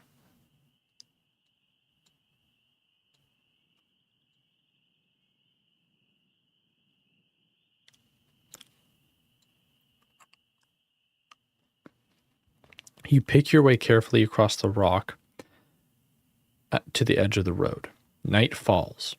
You should find somewhere safe to sleep. If you keep going through the night, you will be weaker for it. The road is well paved. It bears the mark of travelers, right down to the steaming piles of cattle dung. Someone seems to have dropped a package here. You look down at the package. It is a cloth-wrapped parcel from which a strong smell of uncooked fish. The cart rolls past without stopping.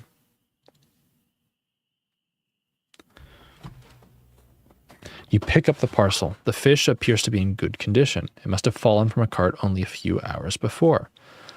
But where is there to find fresh fish out here?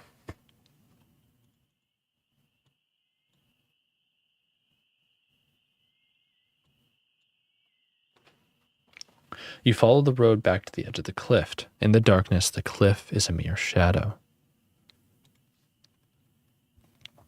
You look for somewhere to rest, but this area feels too exposed, and there are no openings in the cliff face in which to shelter. It would be better to keep moving. You turn back northwards. You head away from the cliff for the road. The stars are flooding the sky. To the east, or the east-west road into the mountains branches north here. In the elbow of the junction is a small stone idol. You pause to look at the idol, which was definitely not here before. The stone appears to be carved into the shape of an iguana. It stands upright on its tail, fingers splayed. A pictograph of the old hand is written beneath it. The pictograph reads Sorceress. The fingers of the gecko, you notice, are pointing eastwards up the mountain.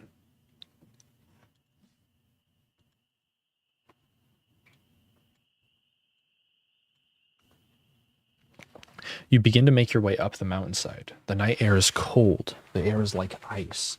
The path quickly leads into an area of light forest, which covers the hillside with dappled shadows.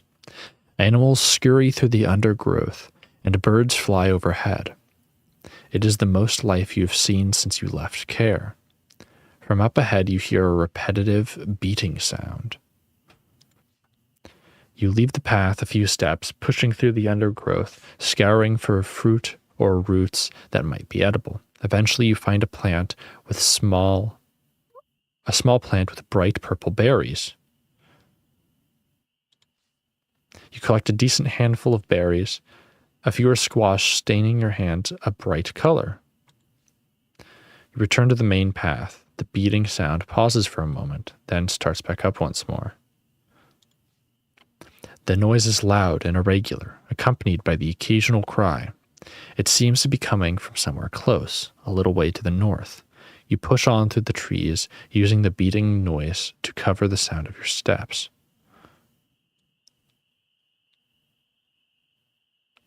We're going to get ambushed by elves or some shit. I don't trust that. But I'm interested. Night closes in around you as you step into the trees.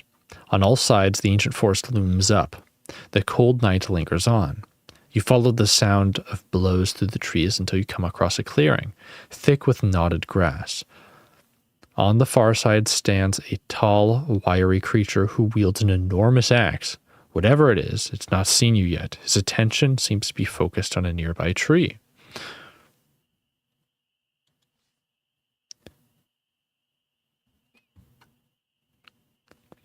Greetings, you cry, striding out into the clearing. The creature turns to face you, swinging the axe carelessly on its shoulder. It looks up to you and down with prehensile eyes. Who are you? I'm a traveler. Ugh, the creature replies. And what are you? It asks, when you are a little closer that it can focus on you clearly. I'm a human. Like the wizard, the creature replies, nodding. I should have guessed, even if you do have less hair on your face. Hard to tell humans apart. What wizard? The creature uncurls an arm and gestures up the mountainside. The wizard, the creature says again.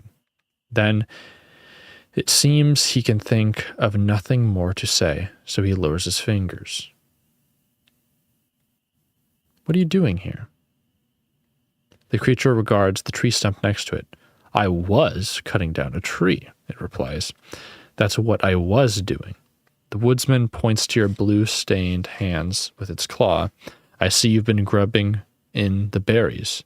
You know they're poison, don't you? Are they? No, they're not, he replies, shaking his head. Then he cracks a smile. Everything will kill you in the end.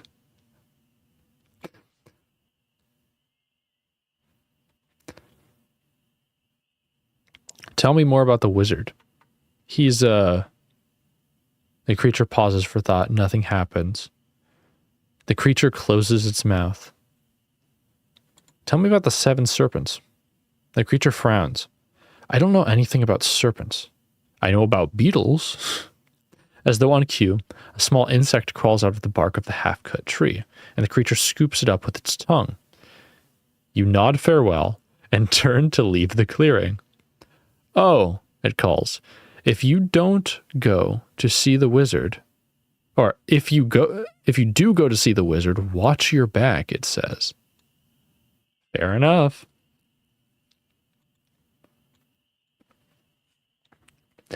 The trees thin out, leaving only bare rock. The sky is already beginning to warm in the east.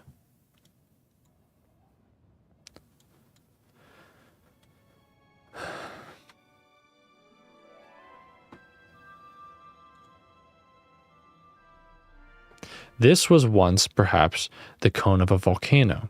Now it is a wide, dusty stone bowl. But it's not empty. In the center stands a circular dwelling with a steeply pitched canvas roof. You approach the door and knock. From inside, a wizened voice calls, "You're late!" Cold winds claw at your skin. Intrigued by the voice's words, you open the door and step inside the low hut.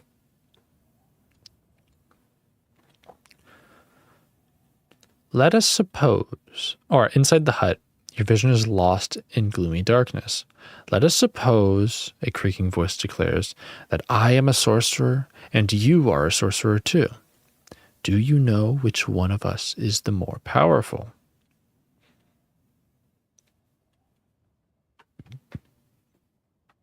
What game is that? Dude, it's Sorcery. Sorcery is like, it's basically like a choose your own adventure book adapted into video game form. It's pretty neat. Highly recommend. How are you doing though, Johan?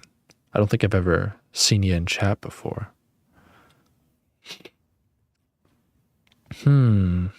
Show yourself, stranger. Stranger, the voice replies, chuckling. You are in my house.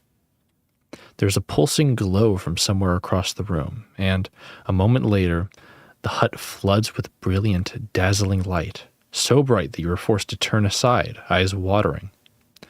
I see you are not powerful enough to counter that, a voice remarks. The light finally fades to a more comfortable level. I know the spell. You hear the speaker rise and approach. A wizened, calloused hand is offered. Welcome. I mean you no harm, as you can tell by my advanced age. Shake the hand. You shake the hand, expecting a trick, but none comes. In the light from her spell, you can now see the sorceress, a woman so ancient that her features are lost within a mess of wrinkles. She smiles as you look at her. I could be anyone, or I could be anybody under all these years. Could I not? She remarks. Who are you? She smiles. My name is Bria. I am a sorceress once from High Zaman, although I left that place some time ago. You are welcome. You're from High Zaman. I trained in the fortress, as all true sorcerers of this land do. She nods. You are worried, but please. The archmage of the fortress was not always as he is now.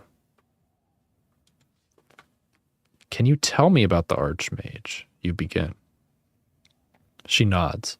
Imagine, if you will, a country of great peace and prosperity, ruled over by a group of wise and powerful sorcerers and sorceresses.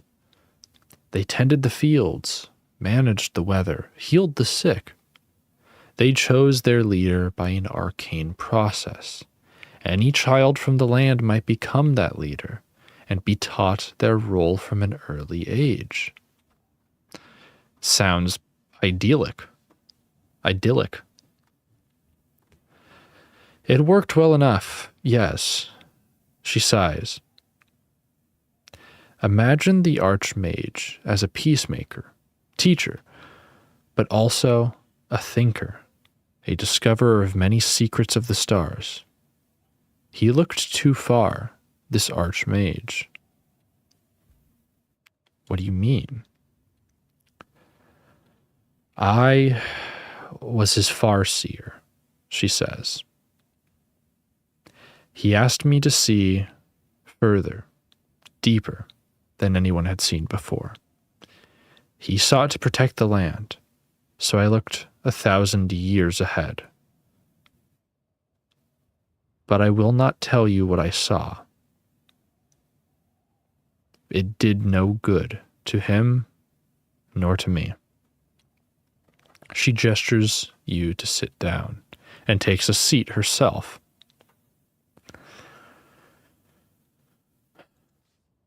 Tell me more about yourself, you ask. She seems almost to blush, ancient veins lighting up for a moment like a blown coal. There is little more to know. I lived in the fortress for most of my life, but came here in my old age. The woman stands suddenly and goes over to the side table. Tea? Thank you. She nods and boils a pan of water by holding it between her palms for a moment. She drops a pad of goat butter in it and stirs it around, then pours out 2 ceramic cups. You lift up your cup and drink. It is warm and rich and refreshing. Tell me of Mam Pang, you ask, sipping your tea. She shakes her head. There would be no use, she says. When I was there, it was a place of great peace, an observatory for the watching and better understanding of the stars. We called it the Fortress of Sorceresses, but it was not truly fortified. Now, it's quite different. She winces suddenly, hot tea dripping from a crack in her teacup. Cheap pottery rubbish, she grumbles, digging up a small pot of glue from a box and repairing it. She leaves the glue pot on the table. I could just steal her shit. I could just be like, yo, that pot of glue, give me that. Give me that pot of glue. Like, she's being nice, giving me tea, I just steal her shit. Might as well.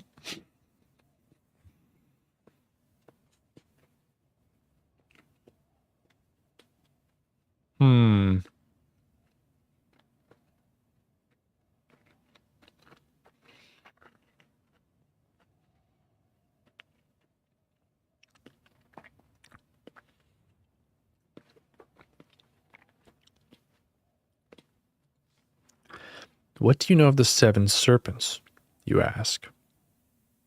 They are the Archmage's servants, she replies, but they cannot travel the backlands without falling foul of its terrible curse. I see that you search for them. Do you know where they are? I've seen a few things, she answers. The earth serpent lies in wait in a fissure near the great lake of Ilklala. And the serpent of time, he's the worst of the 7, swift and all but indestructible. Does he have a weakness? You ask. He does, but I do not know it. It is a secret known only to the marsh goblins, if you can find them. You thank her. She regards you with narrow, thoughtful eyes. There is one thing, perhaps, you do not know about the serpent. What is that? Some creatures in this land are accidental. They are formed by chance, but not all. Some were always intended to be. Their design is visible in the wider world. The serpents are such creatures. Their existence was predicted by the placement of the stars themselves.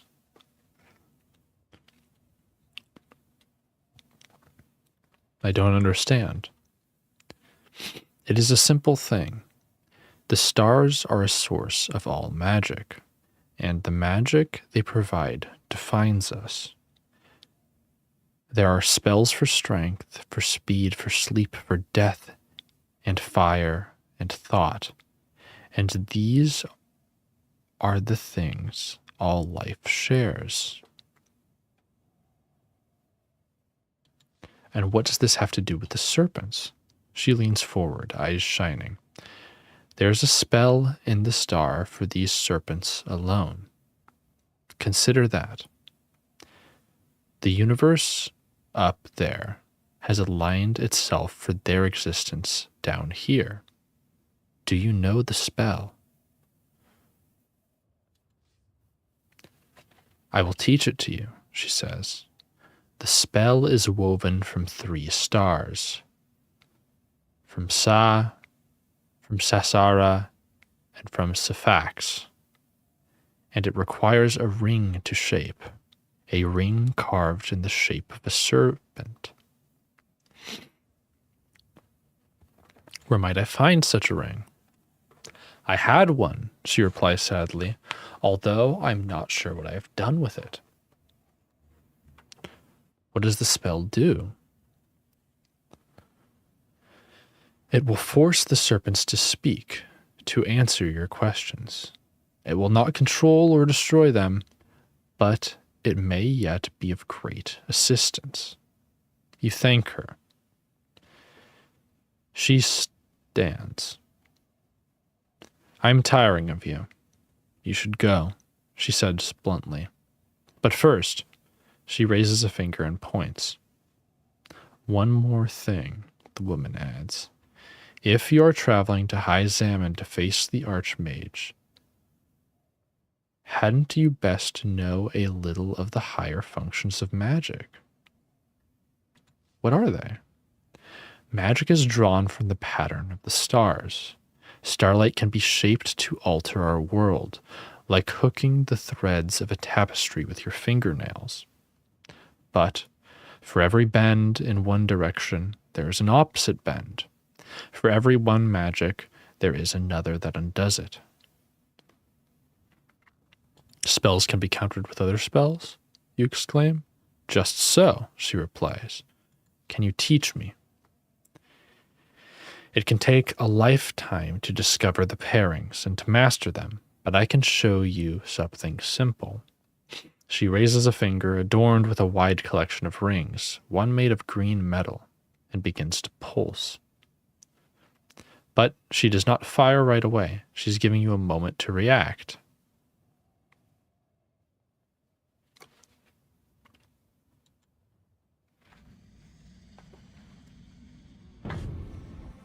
One with a green ring. Hold on.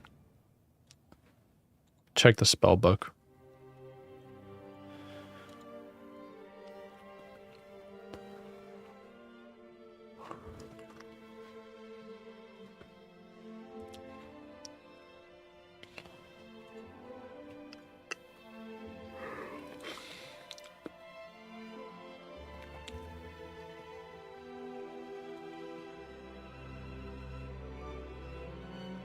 Zip. Enables the caster to teleport for a short distance. Transportation can occur through soft materials such as wood and clay, but not through stone or metal.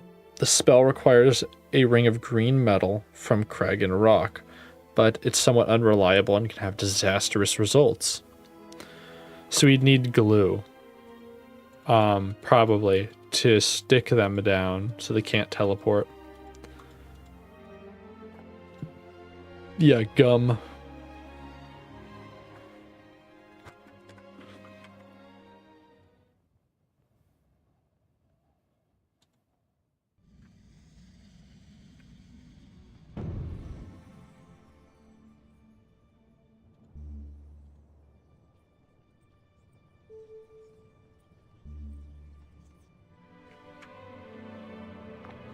You snatch the pot of glue from the table and cast your spell across it, pouring the liquid over your own feet. You feel it binding your boots to the floor. The sorceress smiles as she completes her spell, firing at you with her green ringed finger. What is my fate? You stare her magic in the face, but nothing happens. Bria the sorceress nods. Very good. Every magic has counter magic. The spell of gluing opposes the enchantment of teleportation. Your own spell has evaporated as well. Your boots move freely once more. Prepare yourself, Bria declares. She shows you an open palm filled with rock dust. Rock dust.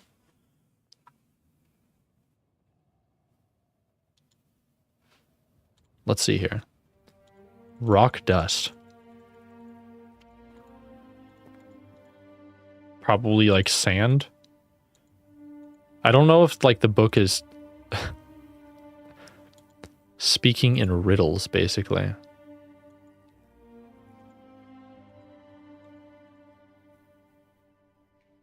Mud. Caster may sprinkle grains of sand onto the floor, creating quicksand. So I need something of like levitation.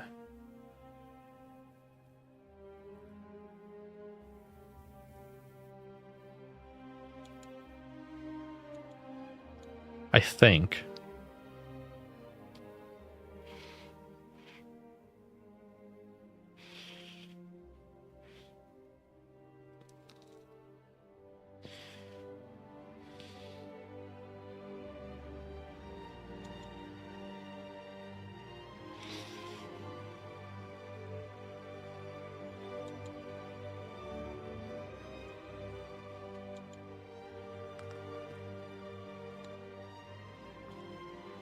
It's got to be sand.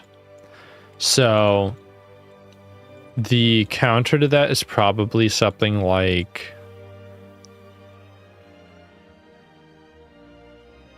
Foff. Not Foff. No. What am I thinking of?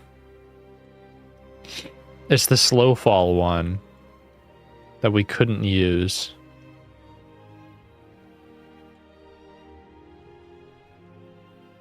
Fall, probably.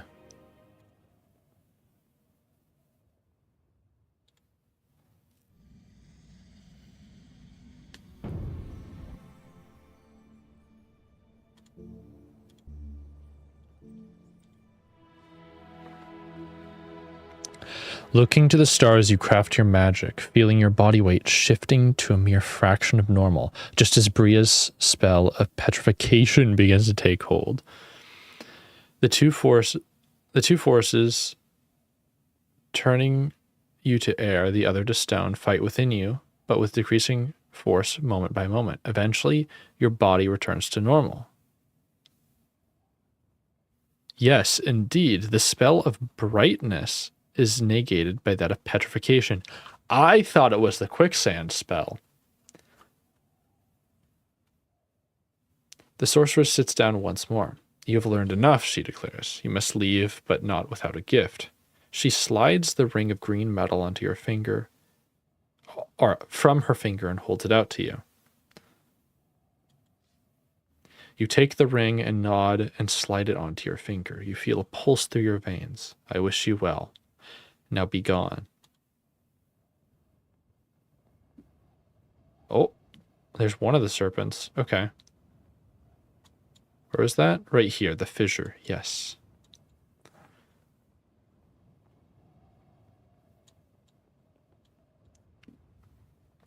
You bid Bria farewell and leave the hut. The stars twinkle overhead.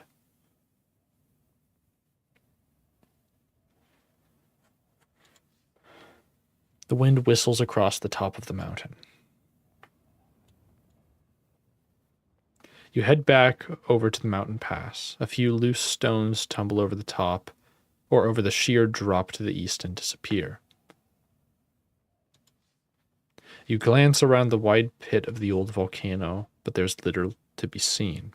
No doubt the ash mixed in the dust is what makes the forest you saw on the slopes so lush and verdant.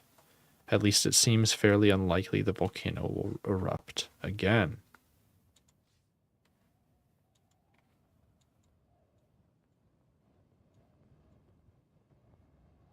You head back down the hillside. The slope is wind-swept. You trudge onwards. In the distance, the sun breaks over the horizon. You have been awake all night and are weaker for it. The trees echo with birdsong. You push through the trees. You climb down the mountain and join the road. The day is likely to be clear and will be hot once more. You are at the road junction once more. The idol indicates the road uphill. Nothing. Back nothing, you can see the distinctive double prong of fishtail rock. It's hard to imagine how now the way you saw it first, with only one rock spear. East of the Badubak Ridge lies the Klatbak Steppes, which you must cross to reach the lake.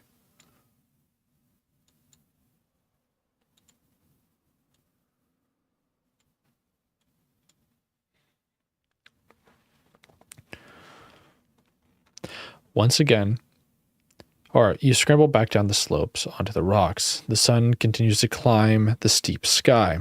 Once again, you see the distinctive fishtail rock sticking up from the earth, but there's no sign of Shadrach the Hermit. The fire outside the cave has burned down to black embers.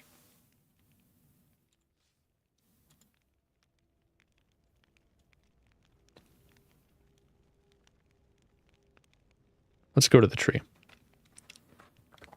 You head out across the prairie. The mid-afternoon heat floods the valley. You swat pestering flies and midges. The dead tree you saw here is now a young, strong sapling. In its shadow, a woman sits cross-legged with eyes closed. You watch the woman for a moment. She's breathing in and out, slowly, and murmuring under her breath. Perhaps she's praying. Around her neck, she wears what looks like a giant's tooth on a leather string. A fleet of long, thin birds swoop and career overhead, snatching flies from the steaming air. You approach the meditating woman and cough quietly. Greetings. The woman sniffles twice, then opens one eye and shakes her head sadly. You're meant to be over there, she says, pointing a little way to the east, but the fish smell rather gave it away. What do you mean? She shakes her head, opening her other eye. No matter. They tell me I will get better at divination with practice. Who are you? She smiles and inclines her head. My name is Elthera. Greetings to you. Well met, stranger. Welcome to Ishtara, the land of peace and plenty.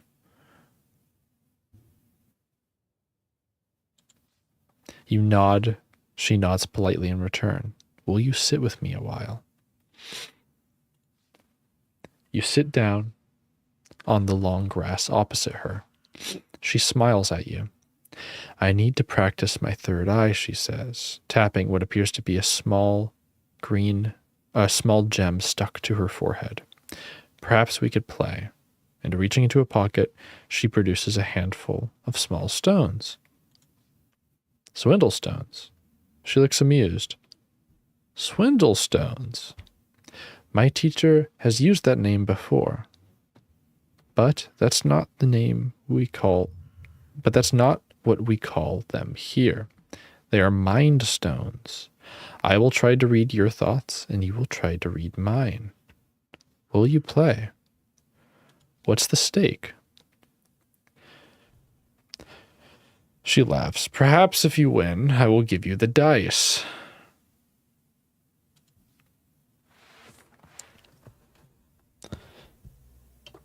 Elthera counts out 4 dice each and waves at you to bid. Alrighty.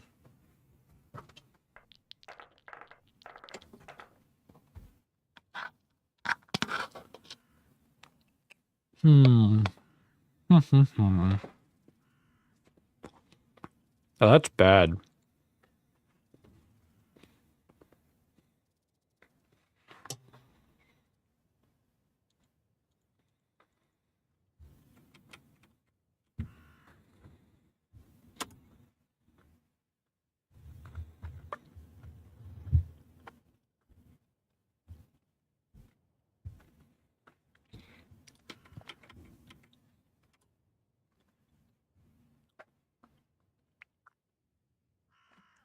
I'm going to call it.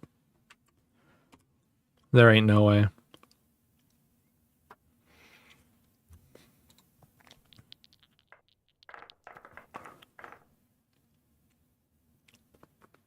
You've come through care?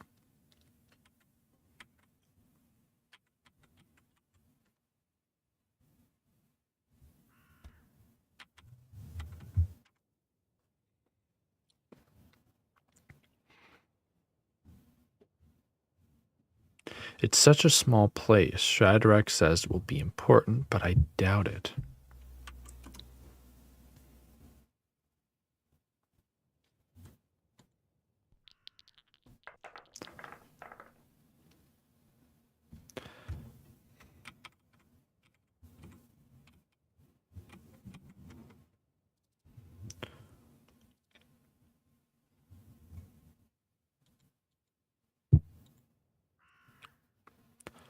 Huh.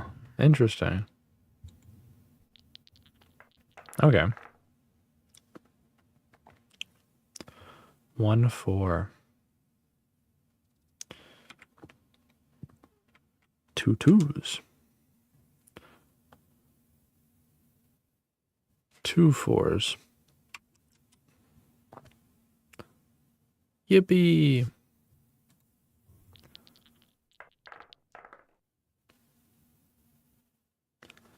Let's begin at 2 2s. 2 4s. Unlikely. Okay. 2 2s yet again. Very, very curious.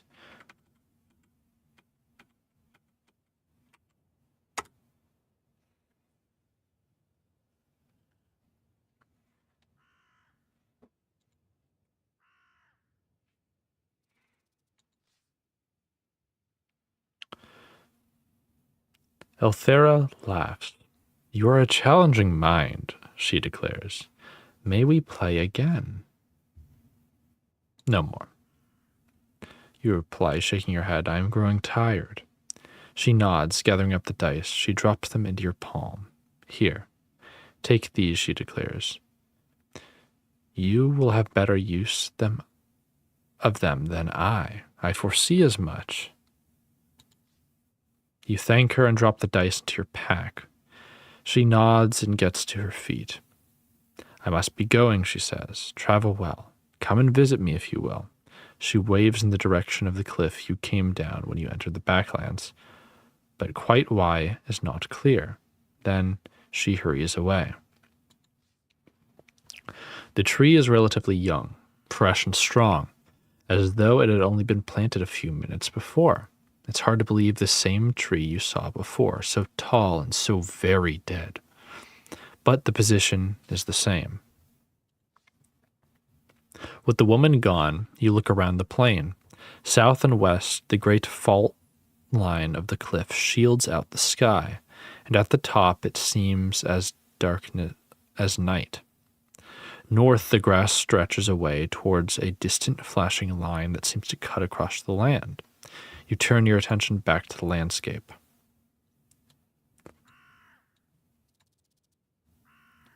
You walk across the grassland until you join an old road. The sun begins to dip, heading towards the horizon. Away from the road to the northeast, The curious stone tower you saw earlier stands alone overlooking the river.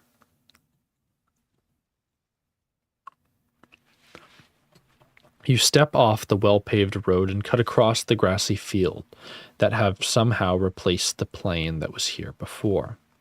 The wind picks up and the evening draws on. You reach the shadow of the tower you spotted while climbing down the cliff. Its sides are too smooth and to be natural, and yet there are no stones or brickwork. It is like a gigantic game piece carved from a single block of stone.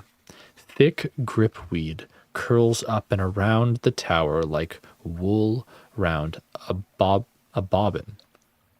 Beyond it, a river rushes past. You walk a full circuit of the tower, hoping to find a doorway, but there's nothing to see. The tower's sides are made of solid stone, if it is indeed a tower. From the very top, something metal glints in the sunshine.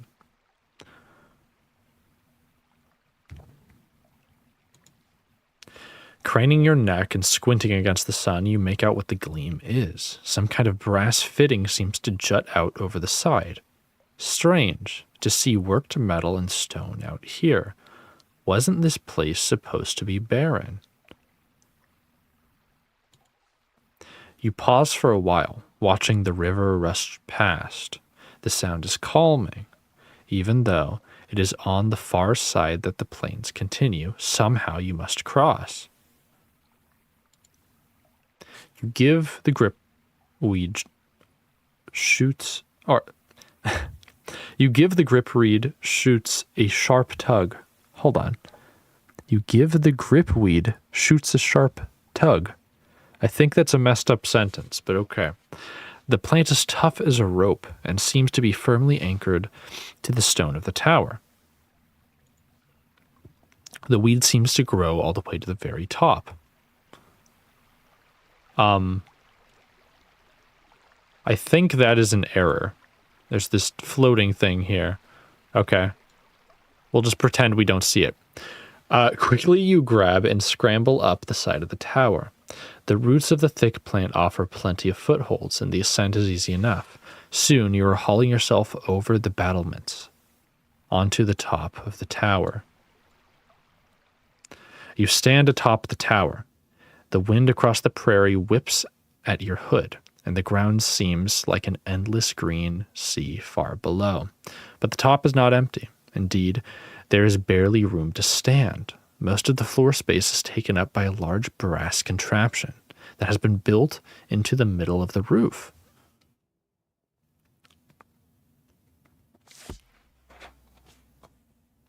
Okay.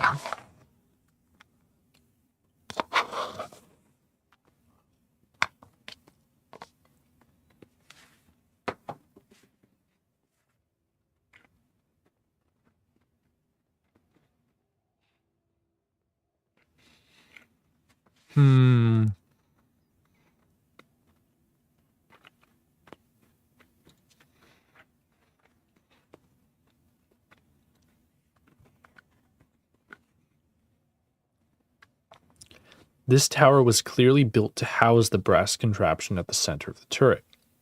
You look it over with curious interest. The large brass cylinder is set into a bearing in the center of the tower and protrudes a short way over the battlement.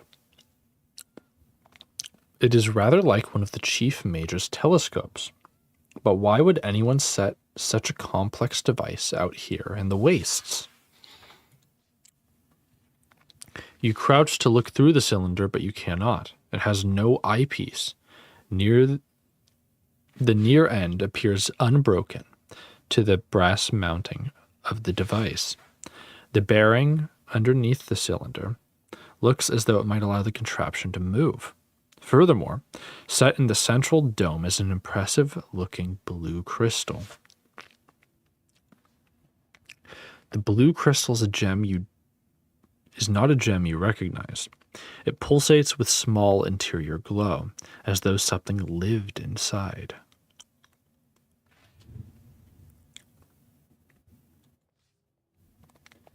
You push the cylinder, and it swivels around the top of the tower, moving quite easily as though recently oiled. Nothing appears to happen, however.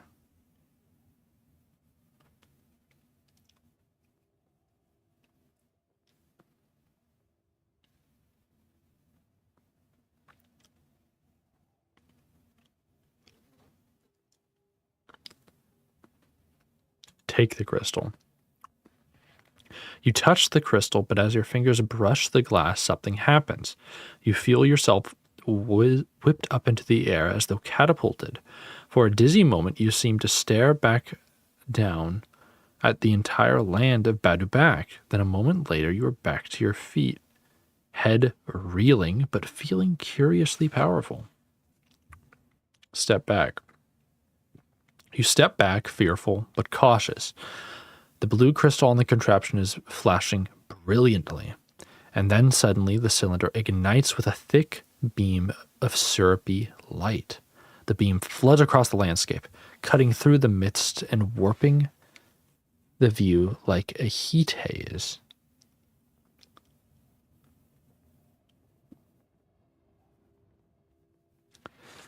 The land in the light of the beam has been changed. It seems the magic you witnessed earlier is happening again. Birds wheel and tumble in the air a short distance away.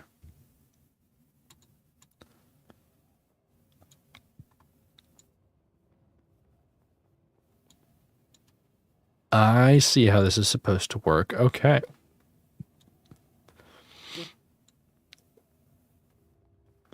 So that is currently reviving this tower. But this river is messed up right now, so we have to like angle it to try to get both the tower and the bridge, hopefully.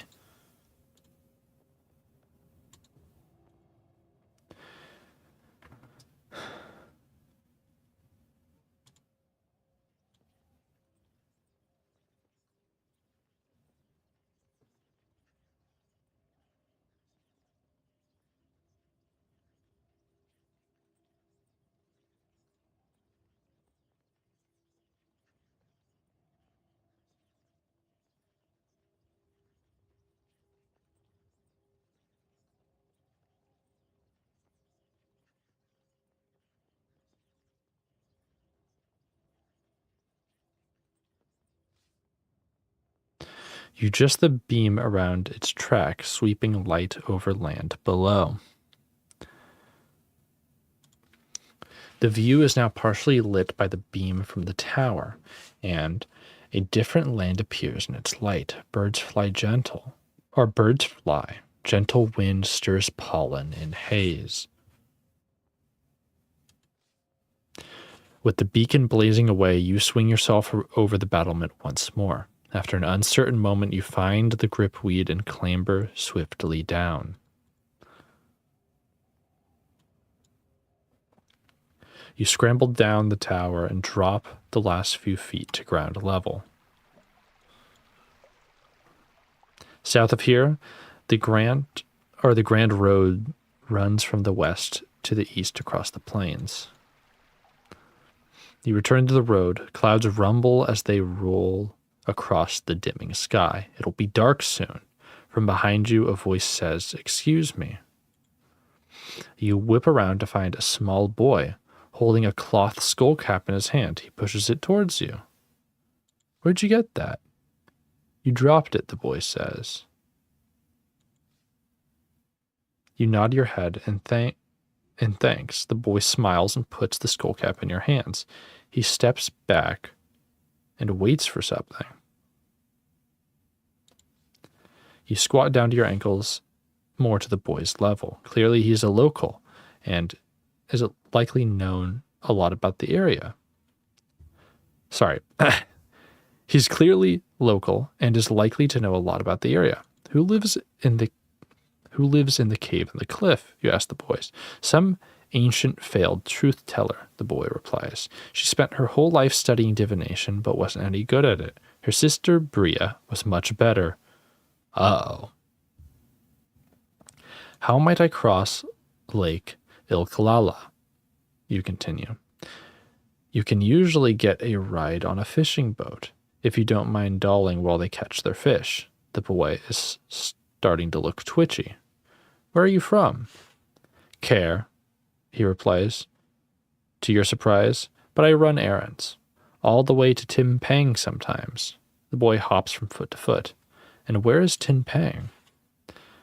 Across the marsh over the bridge near the lake, he answers. You can run there in about a day. The idea that this boy can cross the entire backlands is startling. This is the most dangerous land you know. The boy smiles. I have to go now. I really have to go. Who's over there clicking the emoji button? How's it going?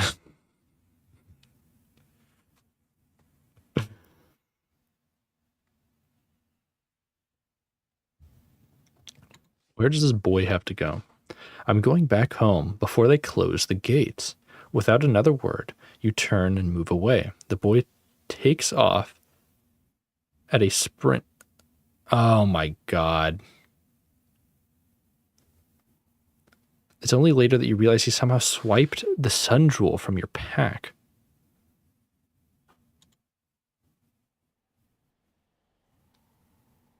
Bruh. We're rewinding for that.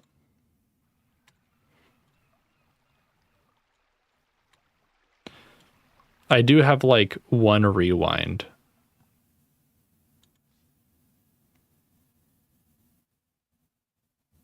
Thief. I'm not a thief. You dropped it. Snatch it back from him. And he waits for something. Offer him a reward. 3 gold pieces.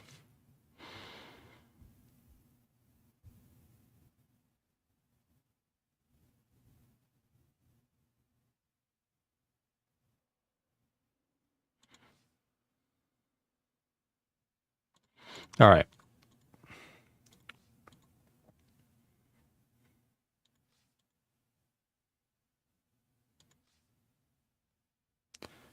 Just since we just did this. Oh my gosh.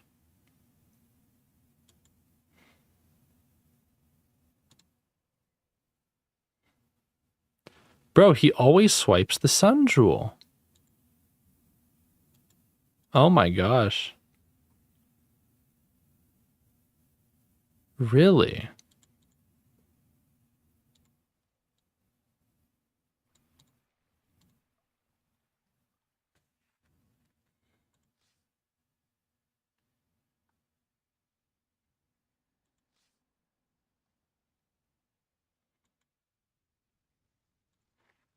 That now, let's see.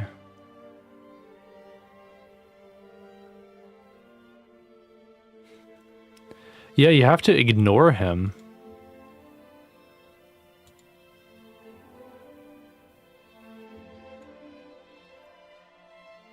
This is such a weird encounter.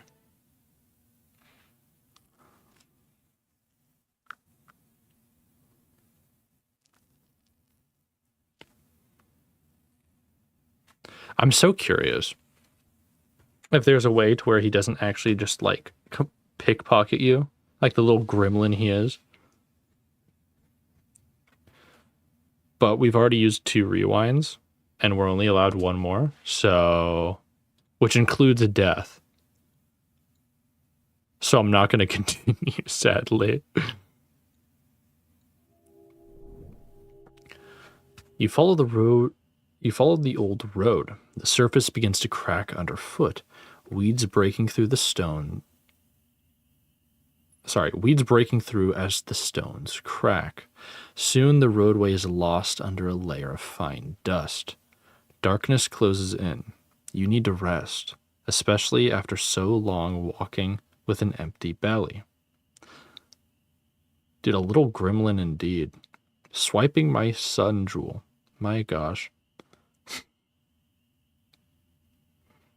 How's it going?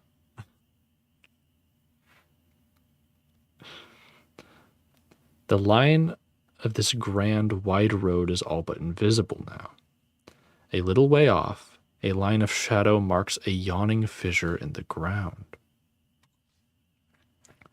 The fissure splits the earth where once a river ran. It is as though this plain were a plate dropped in celebration of an Analand marriage. The canyon looks impossibly wide. Look west look west along the road. You look west where the road heads towards the fissure. There was clearly once a way across there. Perhaps there is some kind of bridge still. You continue on your journey.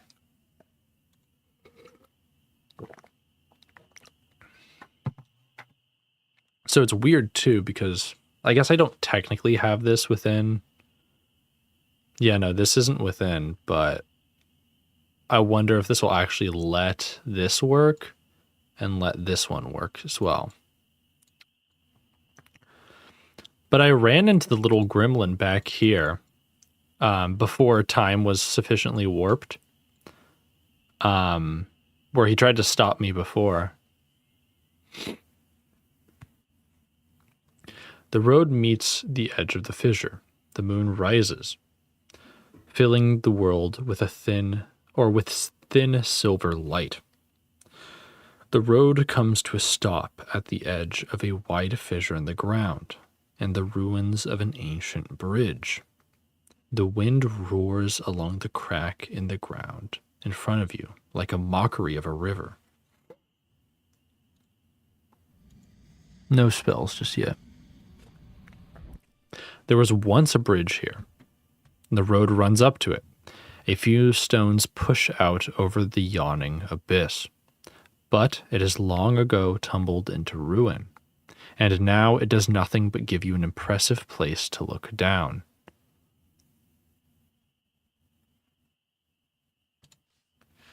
You creep to the edge of the crack to look down into it. It seems to drop for miles, the sides plunging like a waterfall of rock. It is filled to the lip with shadow. Suddenly, you see movement at the edge of the fissure. Some kind of long spike reaches up over the edge, bends, and hooks into the ground, closely followed by another.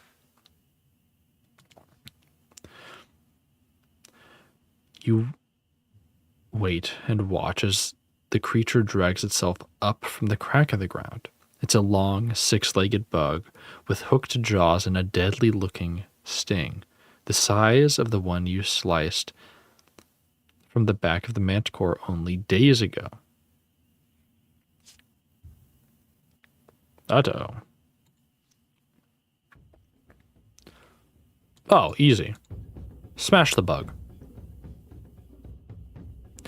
The lynch bug crisscrosses its mandibles in the air and tries to scratch you, but you raise your sword and aim to carve this thing in two. You land a simple blow. The bug does not even seem to flinch as chunks of its flesh hits the ground. The bug's long spines stretch, its antennas rub together in anticipation. Yet again. Uh-oh. That's not good. Then the creature scuttles forward at alarming speed. Mid-swing, you are open. The creature's arms tear at your skin and pull you close. For a moment, you are gazing deep into its black and terrible eyes.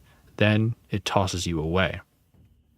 The lynch bug is ferociously strong, and his arms are like scythes.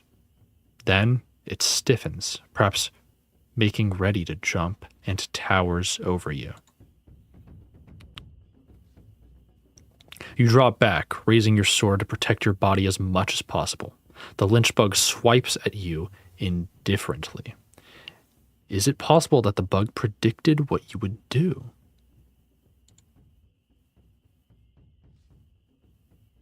You stay low. The lynch bug circles the other way. Then it straightens up. Enough of this. You will not be defeated by an insect. You swing hard. The lynch bug, mid-lunge, bends almost delicately away from your blade. The lynch bug staggers, losing its balance on its tiny legs for a moment. The creature's vicious spines seem to grow before your eyes.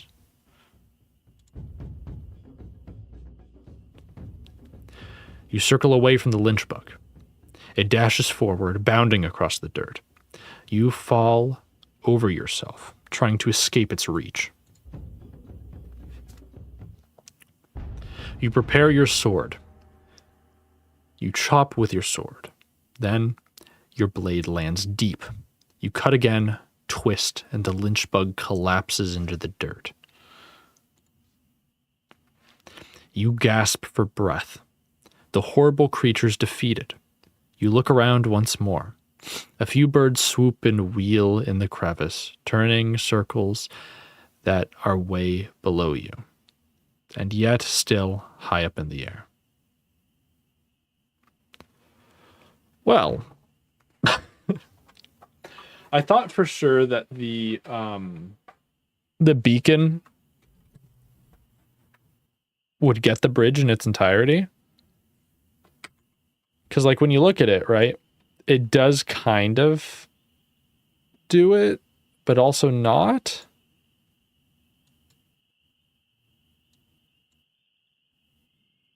So I think we messed up there just a little bit. Because now I don't think it's going to revive this tower either. So we might be kind of screwed.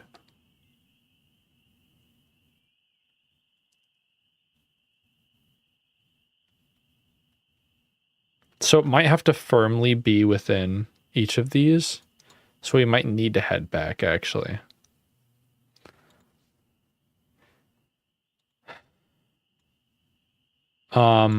We could circle south to these mysterious smoking holes. That seems like a terrible idea, however. It might be better to just go back to the tower, climb back up, and point it at here and try to jump across after casting something.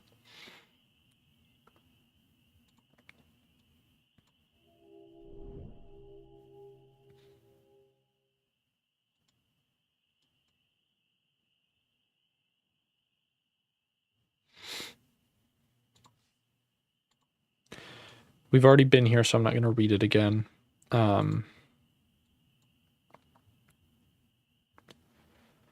Okay, adjust the beam.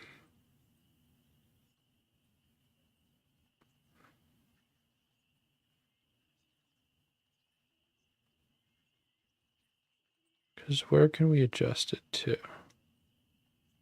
Because we tried... We can almost get, like, the whole valley here. I don't see much past here, though.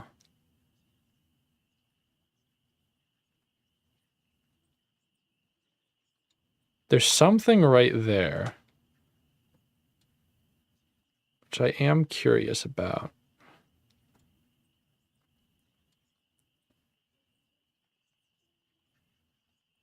And adjusting those...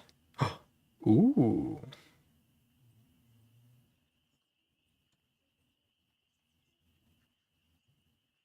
So that's the cave the seer lives in. Those are the weird engravings we saw. Okay.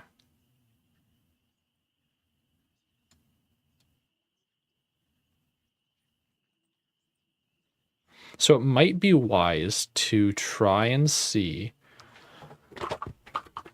one, what this presumably statue is, and then make our way across, but then we won't have a way to extend the influence of this. So our best option is probably going to be to jump and make a way across yet again.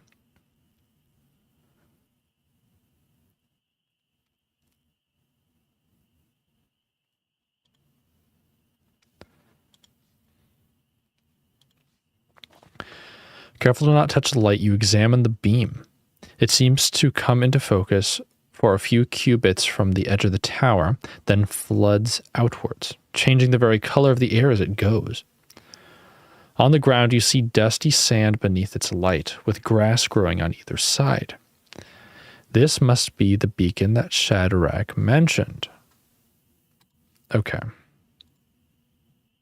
Climbing down, we're just going to try to jump across.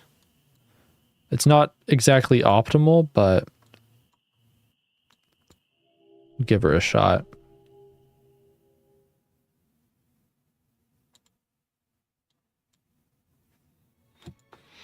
Okay, day 3. We met Eltheria the Mystic. That's it. We're going to cast Fall if we can, if the stars permit. I think that's our... There's Foff. That's about it. So we can't cast Fall. Okay.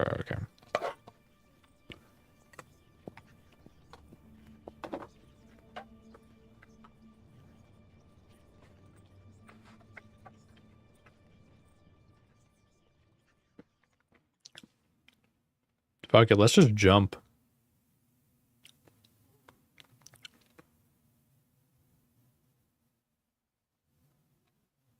You eye up the width of the gap cautiously. It is a long distance, made harder to judge by the featurelessness of the far side. You will probably be unable to make it, at least without aid.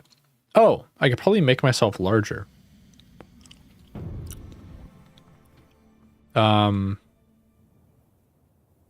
No, we do not have big, sadly. What does zip do? We could try that.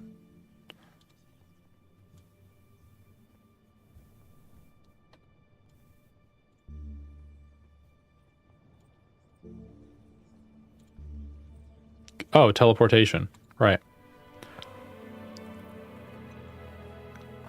You bind the starlight into shape around you, trusting to luck as the ring of green metal around your finger begins to gleam like a serpent's eye. You close your eyes as your body is wrenched away. A moment later, you reopen to find yourself on the other side of the fissure. Yippee. Okay. The bleak plains stretch away once more. Behind you, wind whistles through the fissure. You pause by the cliff edge and eat the forest berries and feel much better for it. You must move on. You make your slow way across the endless wastes. The air stirs a little, still cold but at least fresh. The road is barely visible through the dust. A few scattered bones line the path. You pick over a few of the bones, thin femurs, long arms, elven, most likely, or black elf. The wind has scoured them dry. You stride forwards. The road curves gently as you follow it. You begin to hear the distant sound of chatter and cartwheels on stone. As the morning moves on, the wind begins to rise. You stride across an open stretch of meadow, the river to one side, babbling and chattering, and a gentle warm haze fogging the view in the other direction. In the near distance floats the sounds of happy, chattering voices. There must be a village nearby. You stop to listen to the carousing, trying to place which direction it's coming from, but with the winds tossing this way and that through the grass, it's hard to place. The sound of the river chatters around you. You continue on your way. Think it's right there? There's definitely a mine or something up here. You leave the clear road and cut across the grassy field as the sun climbs towards its zenith. The winds pick up. You reach the base of the stone tower. There is a closed door in the wall to the southwest. You try the door, but it is locked still. At least this tower has a door. So we can use the like unlock spell and we'll be fine.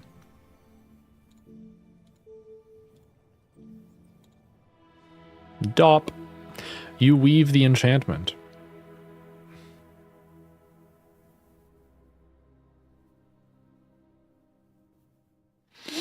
You weave the enchantment and the tumblers inside the tower door click. Then, a moment later, they roll over completely and the door swings open. The sun continues to climb the steep sky.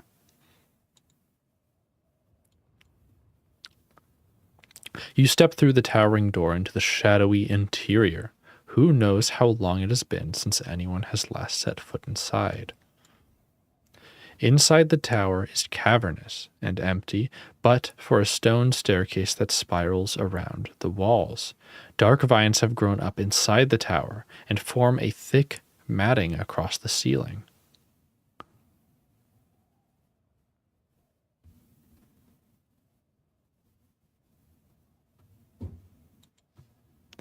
You search the edges of the room, but can make out very little in the near darkness. This tower is windowless, and so lets none of the daylight outside. We can cast the Sun Jewel spell.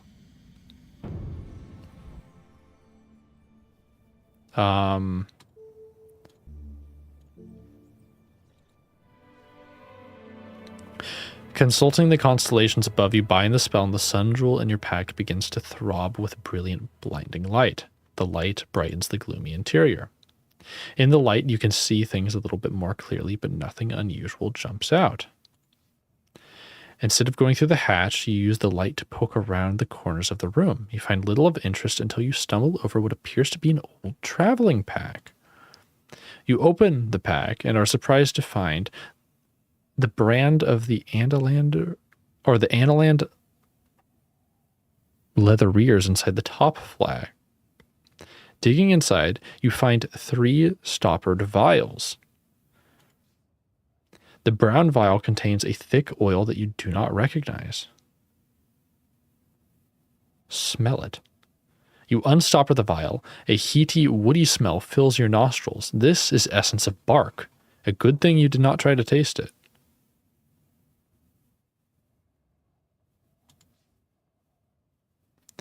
Examine the purple vial. You lift the purple vial and shake it. The liquid inside is thin but shines slightly. You recognize it, of course. Blimberry. You put it into your pack. An excellent find. The yellow liquid is thin and sour looking. The vial has a mark on it depicting a serpent.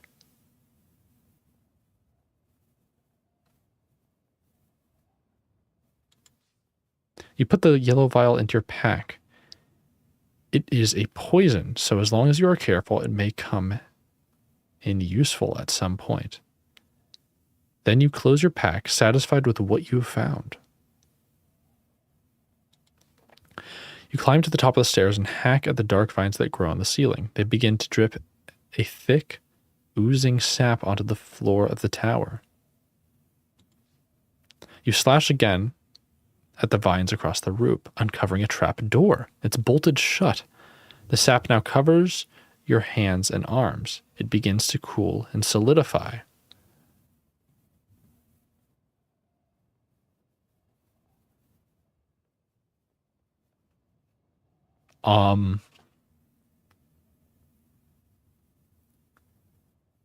What?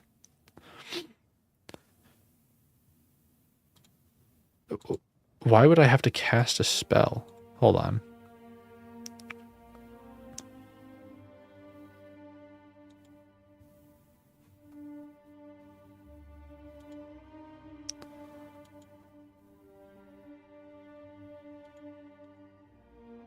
What spells would help?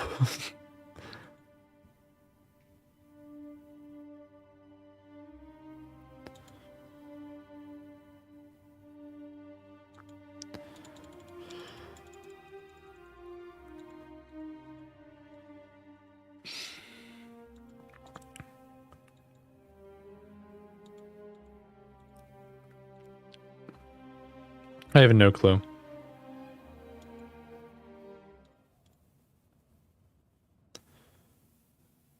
I would like sus or something. You open your arms wide to raise a spell, but before you can craft your magic, your arms are set into position. Your magic fizzles away around you. You're left like a statue, both arms raised above your head. You are now trapped, stiff, covered by a solid casing.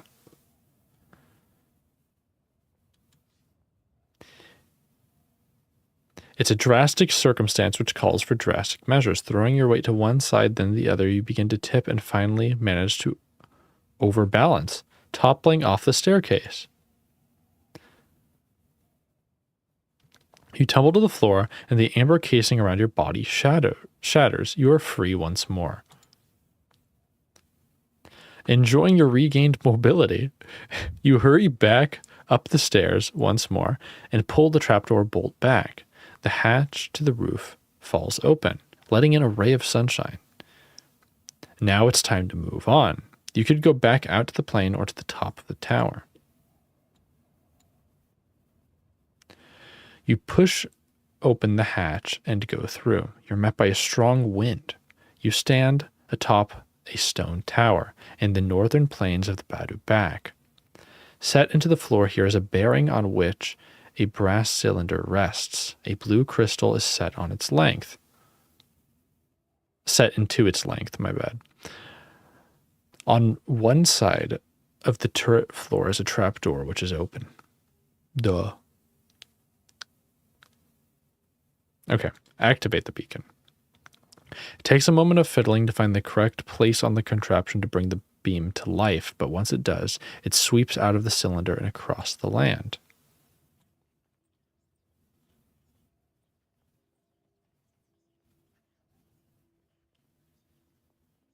Something up there. There's a bridge or something up there.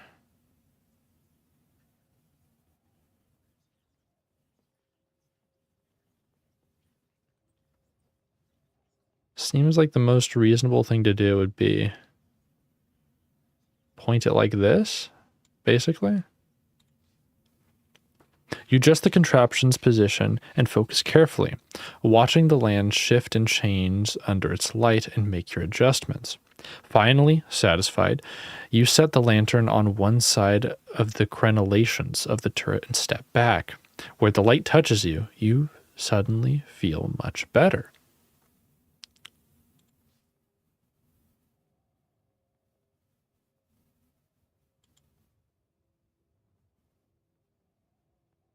Oh, now I can teleport. Is that what this is? I think. Yeah. So the blue crystal allows me to teleport to the other towers. Okay.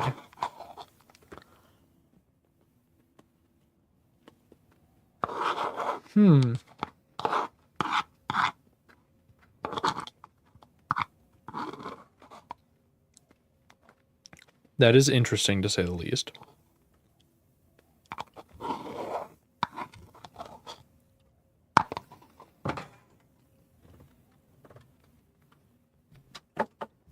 So then I don't really have to worry about too much of missing anything. This is like a better version of Lorag's warping stuff from Sorcery 2, which is nice.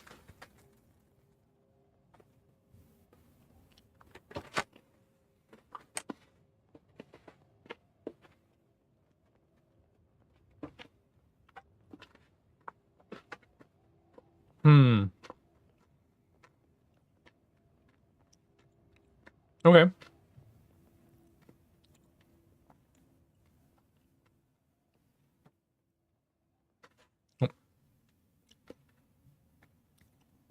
A moment later, you're tumbling downwards from the sky, the wind rushing past your face. You are certain to shatter into 1,000 pieces, and then suddenly you are in the ground once more. It takes a moment for you to regain your breath. Incredible. You are back on top of the tower in the plains. The cylinder set appears lit, shining its strange light over the land. You turn about on the spot, taking the view in all directions. The fissure in the land is now to the south and rushes with water, where the light of the cylinder falls. All is green and bright. The effect makes your eyes water.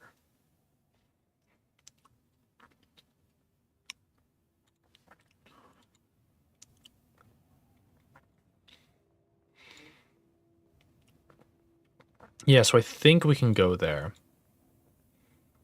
We can go up here. We can make our way up here and then hopefully make our way to this bridge.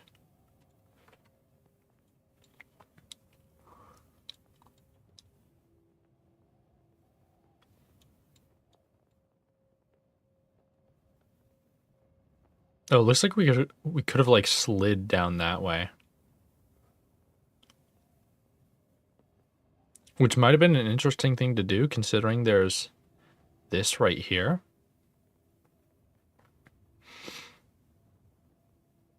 I don't know. We'll continue on our way here. The inside of the tower is cavernous and deep, but for a stone staircase that spirals around the walls. The hatch at the top of the stairs is open. It's time to move on. You could go back into the plane or to the top of the tower once more. We're leaving. You step out into the sunlight at the base of the tower. You march on. You carry on tramping across the verdant landscape. The afternoon is starting to draw on. In the middle of the field, you come across a lone hut. Peering through the grimy windows of the hut, you see a stooped young boy sitting by a fire. He is squatting on the ground, intent on something, perhaps drawing symbols in the dust. You push open the door. The boy jumps to his feet, grabbing a crooked stick. "Sup, dude?" "Who are you?" the boy demands. The stick in his hands is solid oak and raised, ready to swing for your head. "What do you want with me?" "I mean you no harm." Trying to sound reassuring. "But who are you?" the boy demands. "I'm a traveler."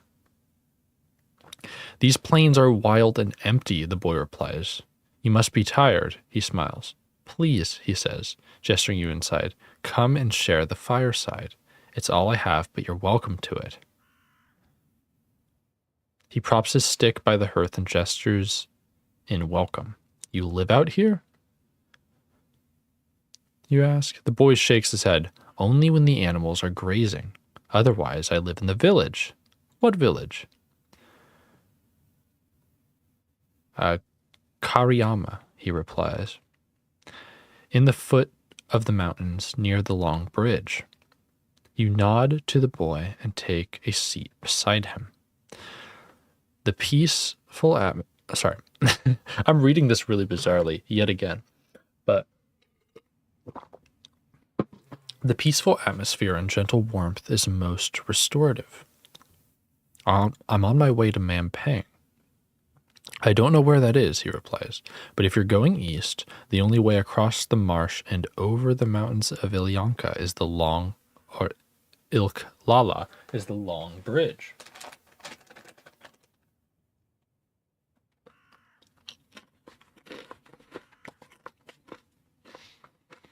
"What can you tell me of the bridge?"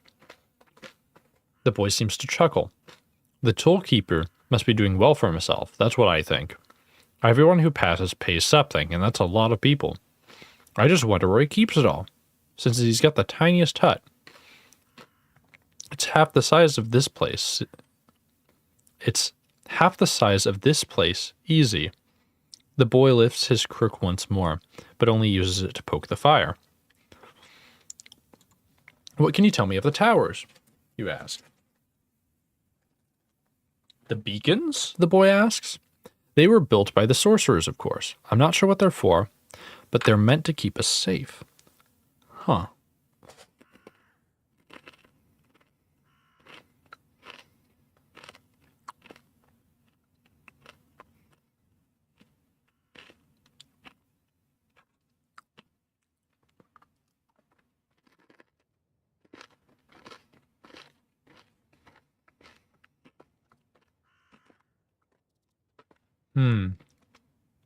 Safe from what?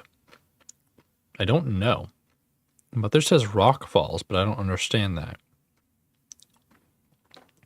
Where would all these rocks fall from? The boy pokes the fire a little. But the Archmage can see the future, so I'm sure what he did was for the best. I can also see the future. Would you like to see yours? Actually, I don't have a crystal ball, do I?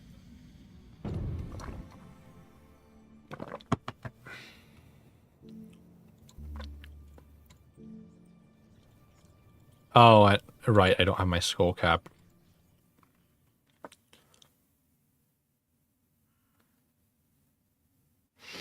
I see this land as a pale and empty desert. You do not need to lie to know the future of this place, after all. That's what Eltheria saw as well, the boy murmurs. The whole land and the marsh between the mountains, a forest, and the bridge to Ilklala destroyed. It seems he does not feel like talking any further, but turns to stare away into the fire. You bid him farewell and leave the hut. Days are short out here. The evening is drawing in. Soon it will be dark.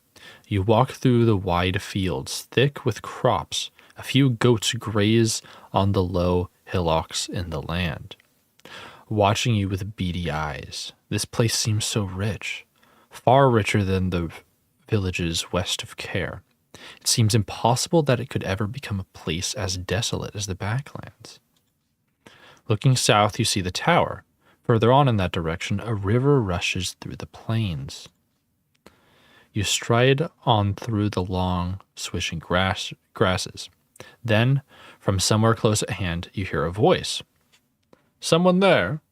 Got any water, have you? You turn around on the spot, but there's no one else in sight. The grassy plains stretch endlessly away.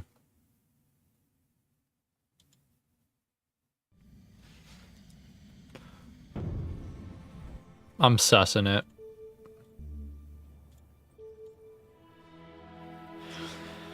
You wind the stars into order around you, and the quiet voice enters your mind. It informs you that these are the punishment fields of a nearby village used to discipline criminals, thieves, and rogues.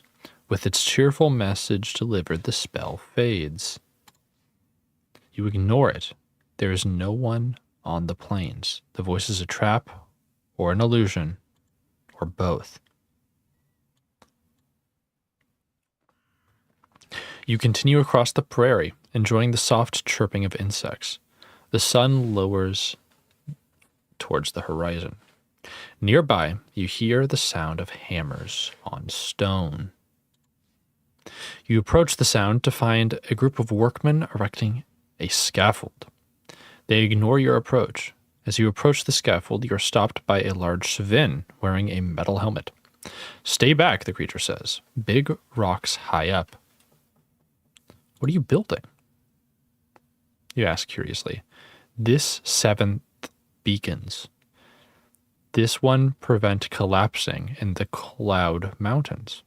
Also make weather nice. He turns to glance over his shoulder to shout incomprehensible insults at the group of worker Svins who are clambering up in the upper reaches of the frame. How does a beacon prevent avalanches? You ask. The Svin shrugs. Magic is magic, he answers. We know this high, this wide, this strong, strong enough to hold an Oliphant. The rest is them problem. He jerks a thumb in the general eastward direction. Why would you put an Oliphant on a tower? He smacks one side of his head in reply. Not Oliphant, heavy as, you stupid. Can't even argue, man. I'll accept it. The scaffold sits in a deep pit in the ground, which is being used to hold foundations. I need to cross the mountains to the east.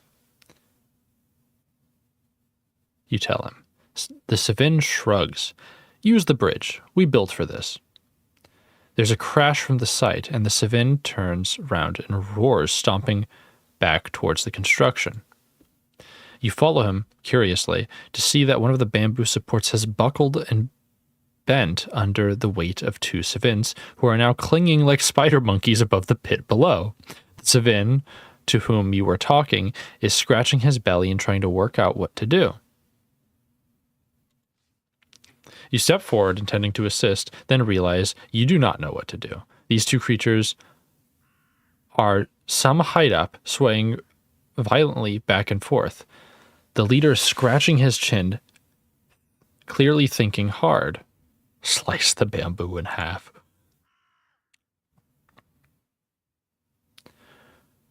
You open your eyes to begin a spell, but the Savin knocks your hands down on reflex. None that, he scolds, we engineers. With that, he goes over to the edge of the pit, collects two unused bamboo rods, and lays them down across the pit. He then gathers up two, and you quickly realize he's building a support framework to allow the stranded Savins to climb down. You take advantage of the distraction, walk around the site, and poke into the materials they have in their stores. It's mostly, as you might expect, bamboo, hard wood for cutting joists, and various hammers, chisels, and lathes. If there is to be stonework, that must be arriving later. Behind all of this is a small metal box with a catch on the lid and a gourd of water.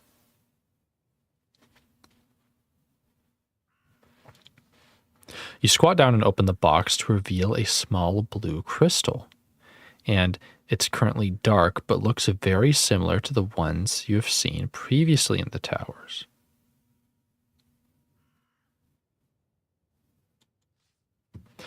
I'll just slip that into my pocket. Checking to ensure no one is watching, you pick up the crystal. As your fingers brush the surface, it flashes and you find yourself rising into the air. Interesting.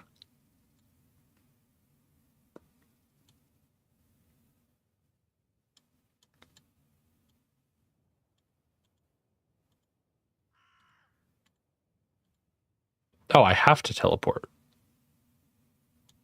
I don't want to do that. I don't want to teleport.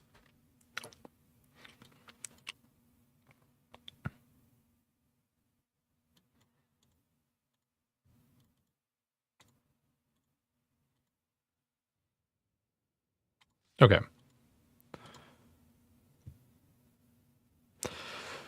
I just wanted to slip the box into my pocket. Like I knew touching it would make me teleport. That's not what I'm hoping for.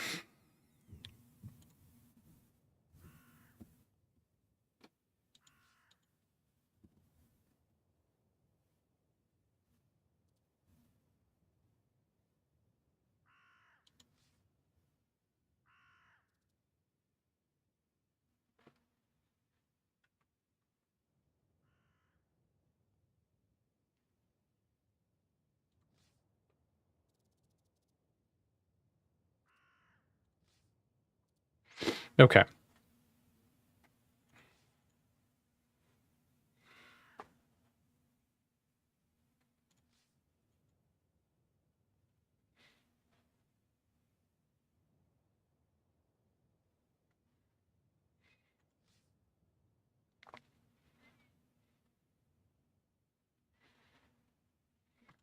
All right, opening the box.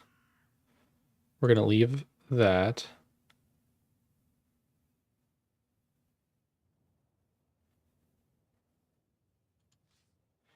I'm going to take the axe and I'm going to leave. I'm heading east. You walk for half an hour across the dusty plains, and the grass turns to dust as you go. Another night begins. You should try to find a place to sleep. This is no place to rest. It's open and frighteningly cold. There may be more shelter closer to the mountain slopes. You continue to walk through the dark.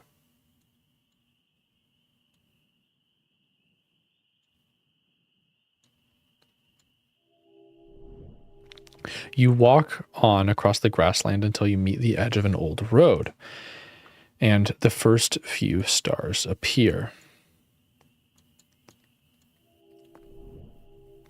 The path winds up through low foothills towards an open area in the mountains.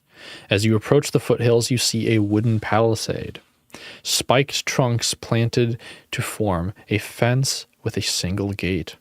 From beyond comes the sound of a crackling bonfire and merry music. This must be the village the shepherd boy mentioned.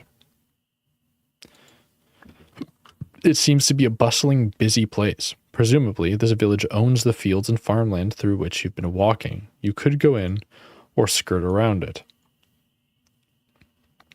You pause on the other side of the gate, one hand on your sword hilt should anyone be foolish enough to spring a trap, but nothing occurs.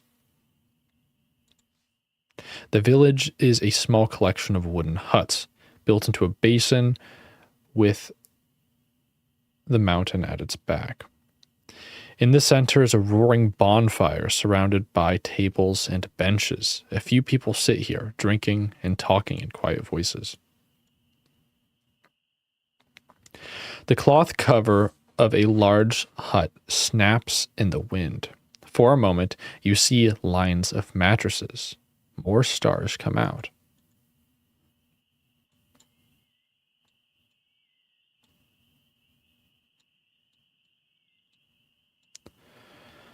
You enter a large hut filled with mattresses. It seems to be not an inn, but a communal sleeping place. It's still early. Most of the beds are empty. You choose a mattress and settle down. You lie still for a few moments. You lie still with your eyes closed, listening to the murmured conversations of other people in the hut. Amidst the sundries about village life, one in particular stands out. A young girl murmuring to her friend, "At least one of the tunnels is still open." "Don't be a fool, Mia," the other replies. "Why would there be tunnels? So the goblins can come in? I'm telling you, I saw one. I went in." Another voice nearby hisses them to be quiet. "I'll show you in the morning," the girl sees. "You'll see." Her friend appears to shrug and the conversation ends. But you are tired and have had enough eavesdropping. You let yourself rest. Thankfully, you are not going hungry.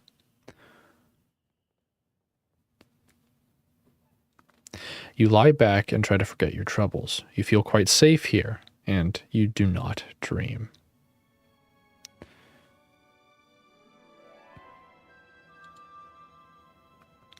The sun rises through the flaps of the hut. The girl and her friend awake quickly and begin to make their way out of the hut. You follow them out of the hut and through the northern gate of the village. The two girls make their way up the overgrown path that leads out of the village to a rocky outcrop, behind which you make out a gloomy tunnel mouth. You follow at a discreet distance. "In there," one of the girls says. "Why did it go in there?" "It just bolted. After a rabbit, maybe." The girl, called Mia, replies, "But what should I do?" You step out of the bushes and stride towards the two girls. They stop and stare, clearly terrified by your appearance. "Do these tunnels lead through the hills?" you demand. The two girls stare at each other a moment longer. Then the other bursts into a fit of giggles. "Are you a tramp?" one asks. "What are you wearing?" the other demands. "Are you some kind of fancy monk?" "I'm a traveler, and a poor one at that," the first girl remarks carelessly. "What's in these tunnels?" The girl shrugs. "I don't know, do I? Things I've never been in." "I will rescue your dog." You tell the girl called Mia. She looks uncertain. "Will you? Why would you do that?" "I'm going in anyway." "Oh," Mia replies, "in that case, the things will get you too. Good luck." "Perhaps I should not go." "I wouldn't blame you if you didn't," Mia replies. You look like you've traveled a long way to be here. It'd be stupid to die saving a dog. Or not saving, the other girl points out. You turn away. Very well then, you remark. It sounds like your dog is dead.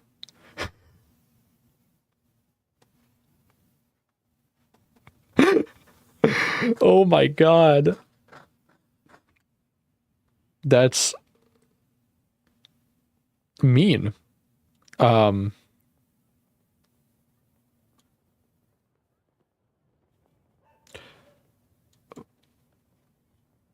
let's go over to the fire.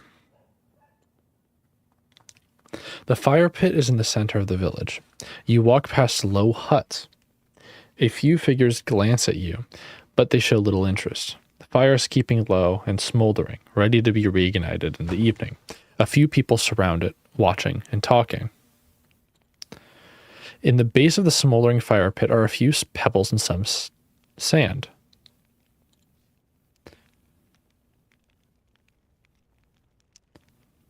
Scoop up the sand. It's warm but does not burn you. Take the pebble too.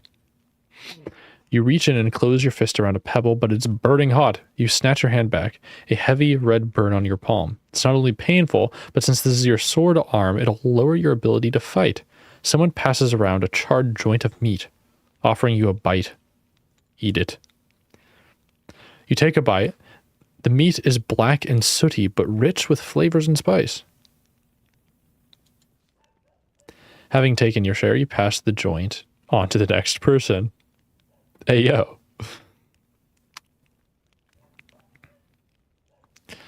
Greetings, you declare to people nearby. They look at you with some curiosity. I'm a visitor here. So we see, one woman replies. The others laugh. Then they seem to lose interest in you and return to staring at the fire, talking to each other in low voices.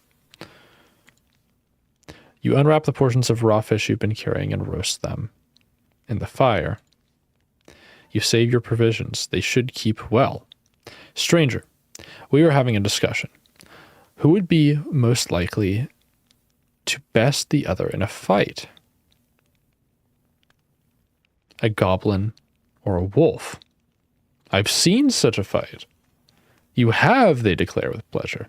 And who was the strongest in the battle? The wolf, no doubt.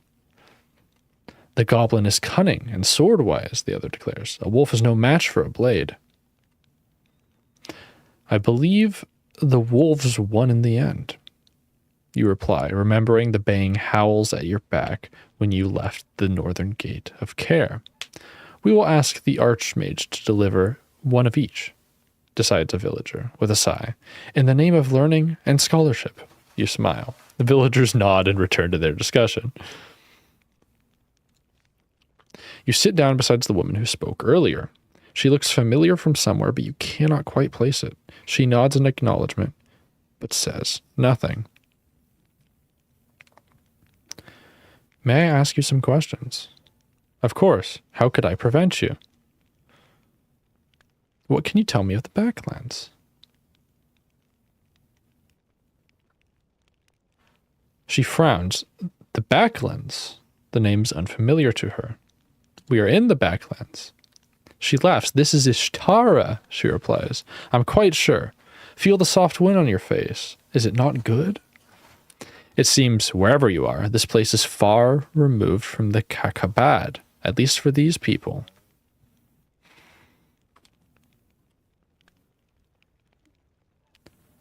What is this place called? This is the village of Kariyama, the most beautiful village in Ishtar.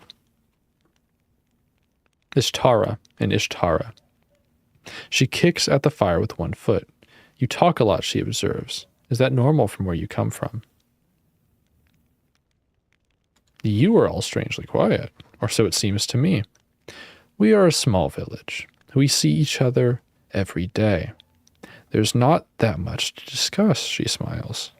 You travel alone? I do, she nods. Well, you are amongst us, should you wish to stay, she smiles. Ishtara is the center of the world, she replies without irony. We will survive forever.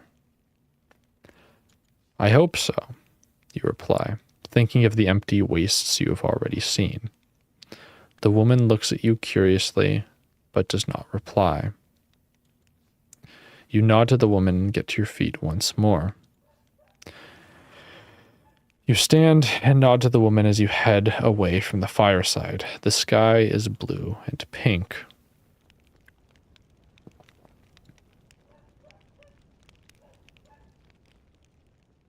One corner of the village is the cook's hut. Inside, a lady is stirring a deep cauldron. She looks up and nods to you through the doorway. The sun has not yet crested the last peaks in the east.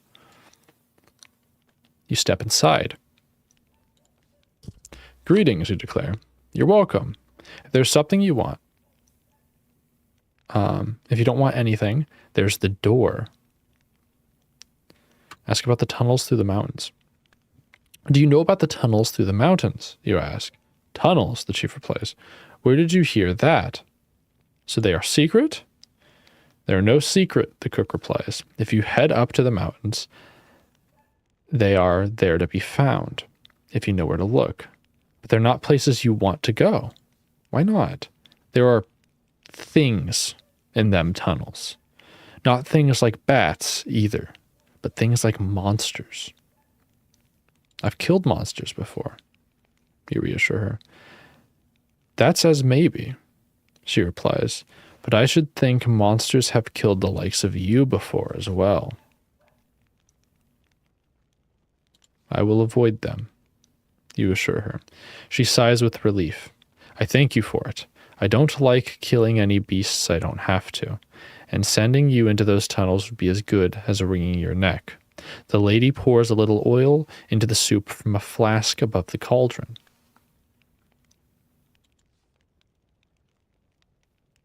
You look into the cauldron. The cook is stirring. Meat broth, the cook says.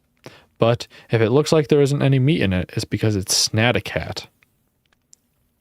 Huh? I don't understand. Snaticats are invisible, she explains, or at least when they have their eyes closed, they are. And since some close their eyes when they die, you can end up with invisible meat. Everyone says it tastes nicer than the visible kind. I'm not so sure. It's certainly harder to cook right. The thin smell of smoke wafts into the tent. Oh, by Throff! The cook curses and disappears through a flap in the back of the tent. For a moment, you are alone. While she is away, you grab the flask of oil from the shelf and slip it into your pack. I'm just role-playing a kleptomaniac, I suppose. She returns a moment later. She does not notice. She is red-faced. The smell of smoke is about her clothes. We cannot afford to waste any meat, she says. That could have been most difficult. I had to bat out the fire with my skirt. There's nothing more of interest here. You nod to the chef and then turn and leave the hut. The early morning sun makes the air glow. I want to go to the tunnels. Bruh.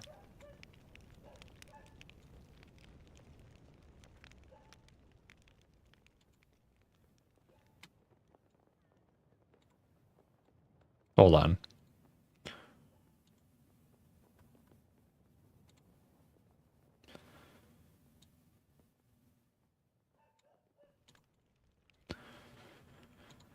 Okay. I didn't realize actually telling her you weren't going to go into the tunnels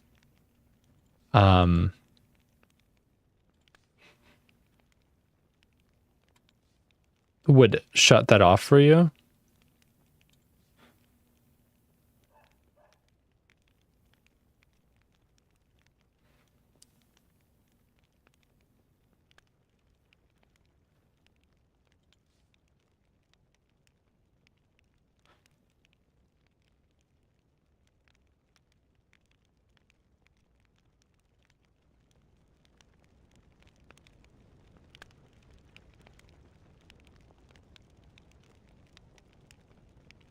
Is the oil even useful?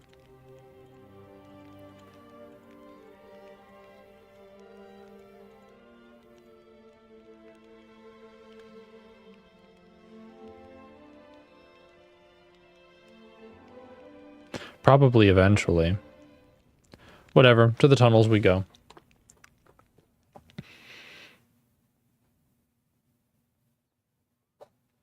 This used to be a mine, she says.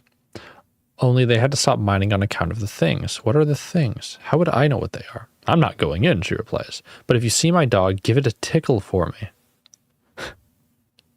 Sure thing. My dog ran away in there. She never came out. She sits down by a nearby rock. Well, into the tunnels. Strike a light.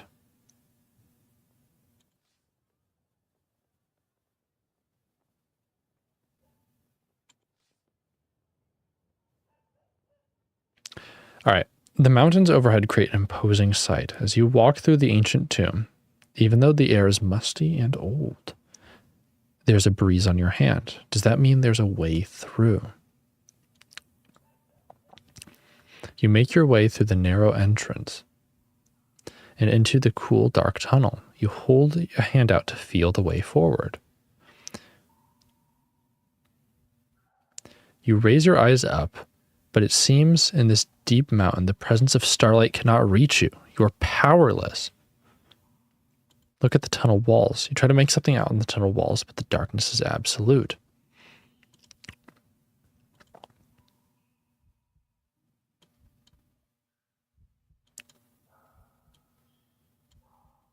I have a sun jewel.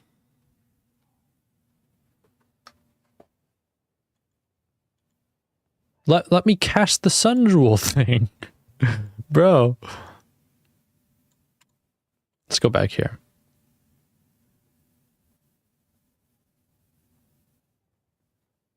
The only option is to just burn my book for whatever reason.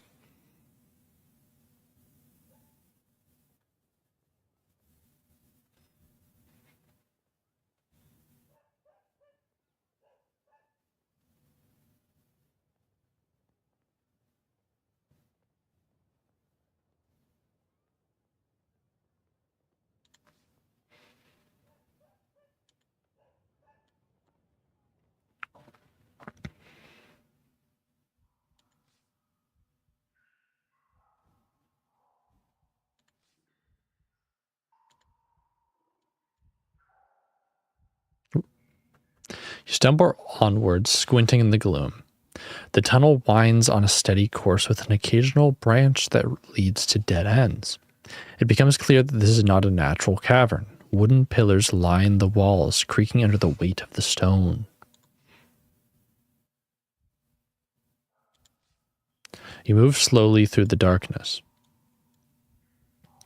Being careful not to lean on a pillar, you keep one hand on the wall and your left hand, or you keep one hand on the wall to your left and allow it to guide you. Then your foot strikes something hard, not a rock, a length of metal, perhaps. You reach down to find an object, a long metal spike with a wooden pole at its center, a pickaxe. Someone has been mining down here. A few further steps on, you collide with a wooden wall that reaches from knee-high to neck-high. It appears to be wheels, a minecart then.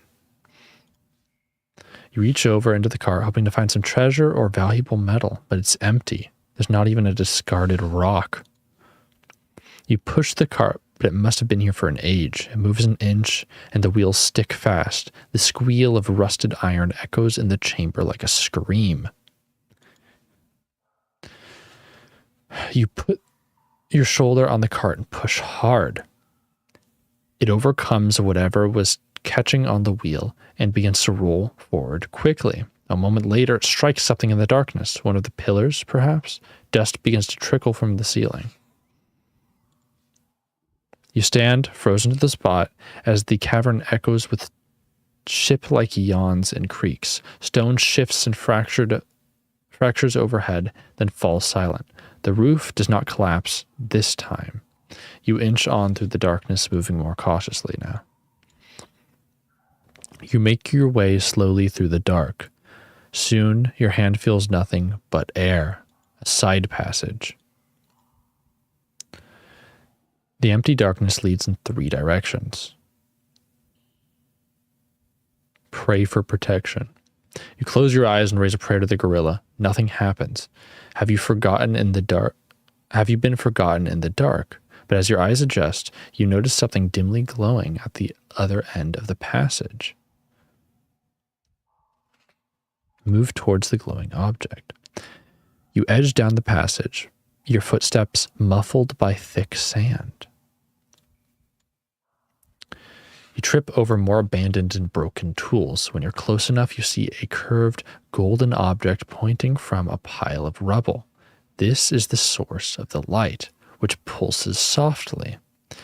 Beside the pile of rubble are two large shapes that look like jars. Get a closer look at the artifact. You edge around the jars as you try to get closer to the artifact. It's a horn. The dim glow makes the rest of the cavern dark, and you trip and stumble as you approach. Whatever it is clearly infused with magic and must be quite valuable. But it seems it's been only halfway freed from the rock. The walls feel smoother in places, but you are feeling like a built wall instead of a tunnel.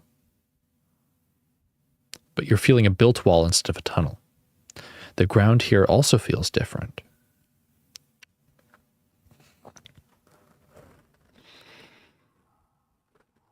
You pick up one of the clay jars to move it aside, giving you more room to work on the rubble with the surrounding horn. But in the darkness, you trip over a pickaxe and the jar tumbles from your hand, shattering to the ground. In the blue-green light, you see sand spilling out, then the sand begins to spiral upwards. You grab a handful of sand, but it seems like the sand is trying to grab at you. The rushing torrent is so strong, it knocks you to the floor. Surely the jar could not have held so much. You scramble up to your feet, and the sand forms a whirlpool-like shape. Two deep black vortices appear at its sides and roam queasily across the surface until they reach the top, where they swivel, widen, and seem to focus on you.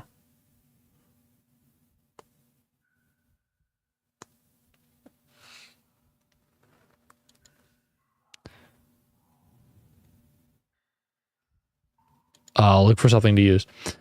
You cast about looking for some advantage, but your eye lands on discarded pickaxe. Throw it at the creature. You grab the axe and toss it at the creature, but it passes straight through it.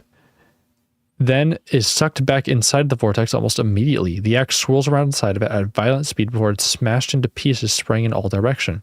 The sand vortex is very close now. It is cornering you against a pillar. Looking around wildly in the dark, you can't think of anything. You take a few steps back and feel hard stone at your back. The creature expands. Is this how it ends? Shield yourself. You cover your head, expecting a fatal blow, but before the creature can strike, the tunnel rumbles with holy vengeance. Rocks crash down from the ceiling, burying it. You've been saved by the gorilla, but the rumble is still there. A few more boulders crash, narrowly missing you. The tunnel is collapsing with you in it. Run. You rush back towards the main tunnel, the creature close behind. Then the ceiling caves in at your heels, burying it. You rush back to the main tunnel. Just as you think you're safe, you look up and see a chunk of ceiling falling towards you. Leap aside. You leap aside and the boulder shatters on the ground. You rush back down the tunnel as it crumbles behind you in a tide of stone.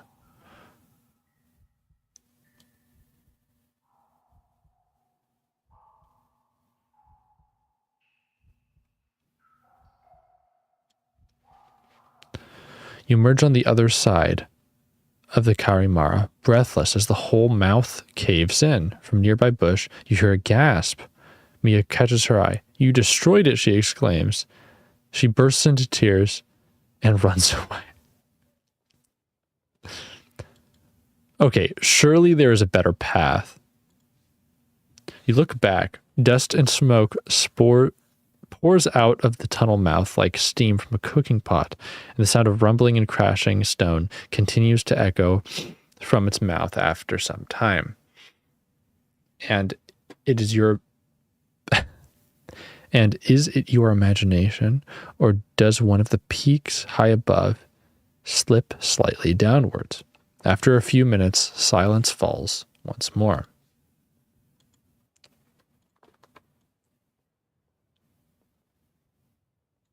Let's go back here.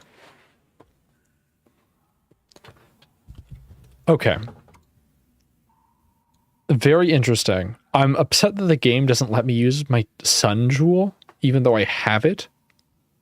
Pretty sure I have it, because it doesn't disappear after. Yeah. Why can't I use the sun jewel? I'll accept the no magic, right? But my only option is to burn my spell book? What are you talking about, man? The empty darkness leads in 3 directions. Shout out.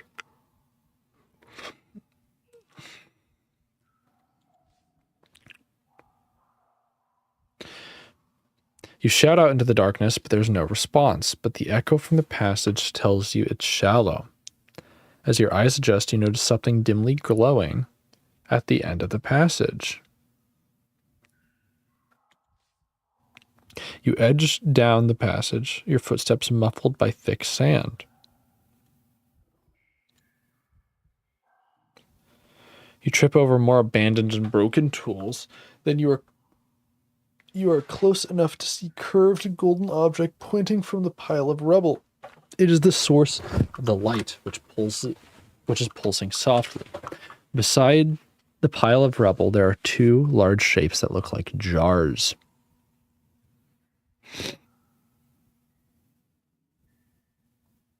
Okay. You edge around the jars and try to get closer to the artifact. It's a horn.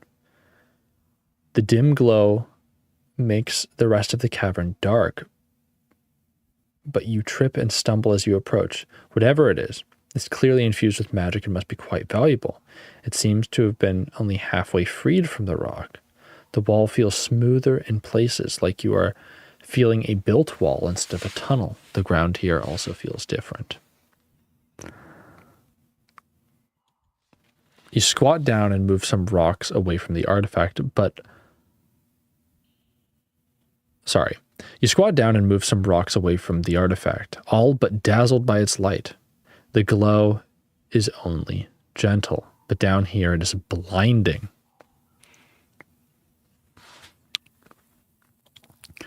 You grab the part of the horn that protrudes from the wall, but it's firmly stuck.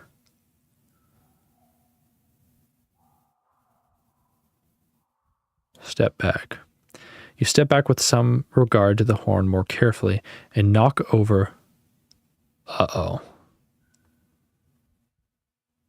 Hold on. No. I refuse to accept that.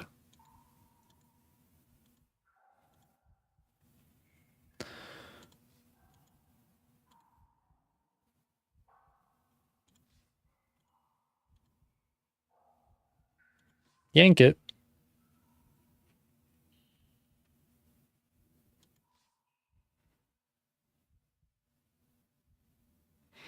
You don't waste any time in examining the horn. It's hard to see any details, but the glow blinds you in the darkness.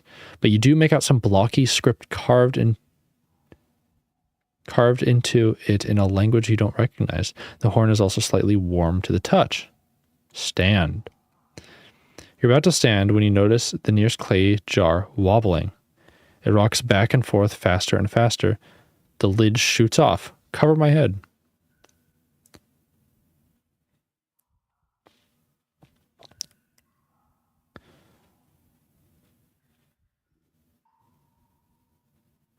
Uh-oh.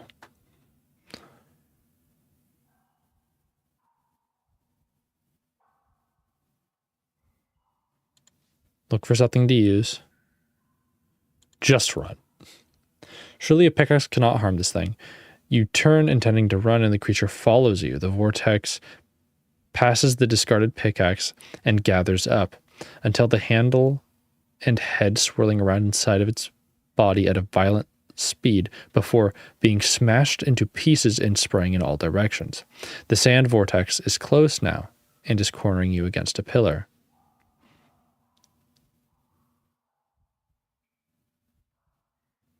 Kick the pillar. Steeling yourself, you kick the nearest pillar. The softwood creaks and crunches but does not break. The swirling creature snaps up a long iron spike from the floor and begins to shoot it at incredible speed. Kick the pillar again. Bolder now, you kick the pillar again. It snaps in half, flying into a second pillar and knocking it over. The creature hesitates, it's swirling, its body slowing for a moment. Okay. I want to go right. Okay.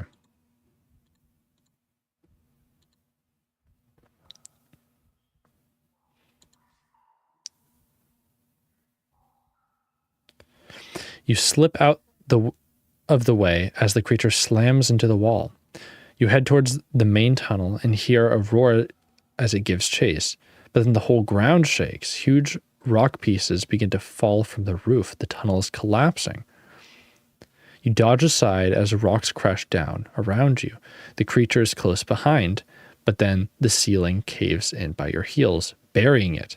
In your haste, you trip on a broken cart and the glowing horn goes flying. It lands nearby, but the tunnel is still rumbling. Grab it. You leap towards the horn, landing on your knees. You reach out, but not before a massive rock slams on it, grinding the horn into a fine powder. Bruh. That's some horse shit right there. Hold on.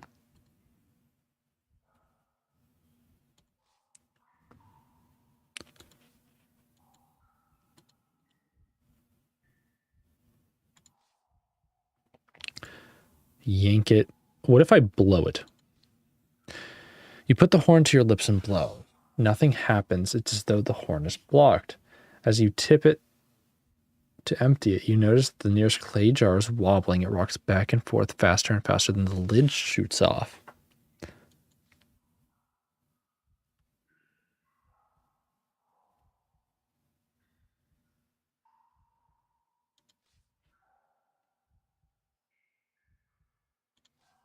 Okay. I want to try to get out with the horn.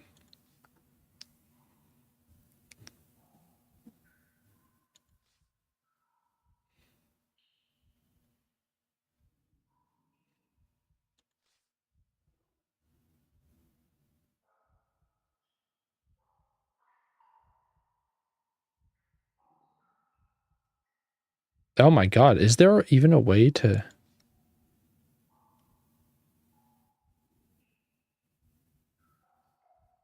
Is there a way to save this thing? I don't know. I don't know if there's a way to save the horn.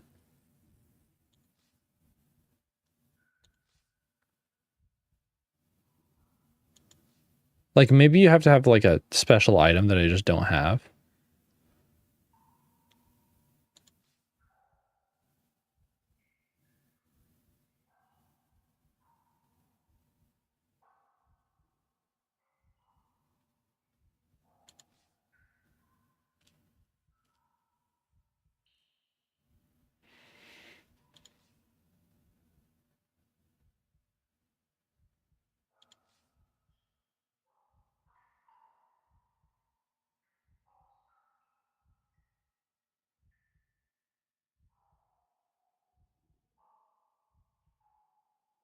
It's too fast to outrun.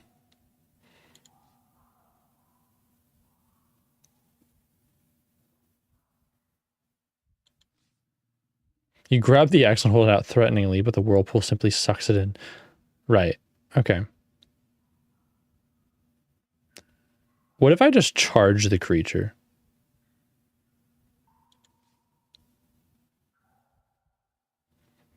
You barrel into the creature and through.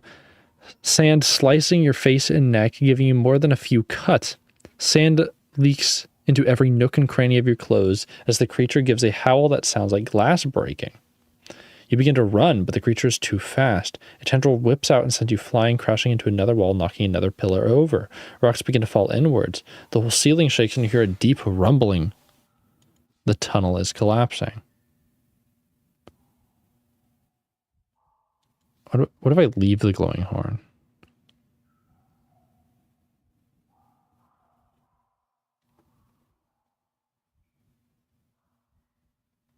No, yeah, I don't think there's a way to get the glowing horn. That is deeply annoying.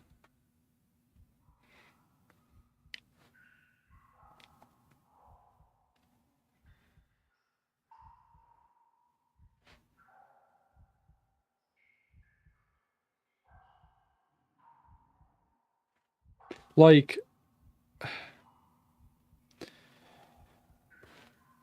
I can't even, like, explore this place properly because it didn't let me do the sun jewel thing.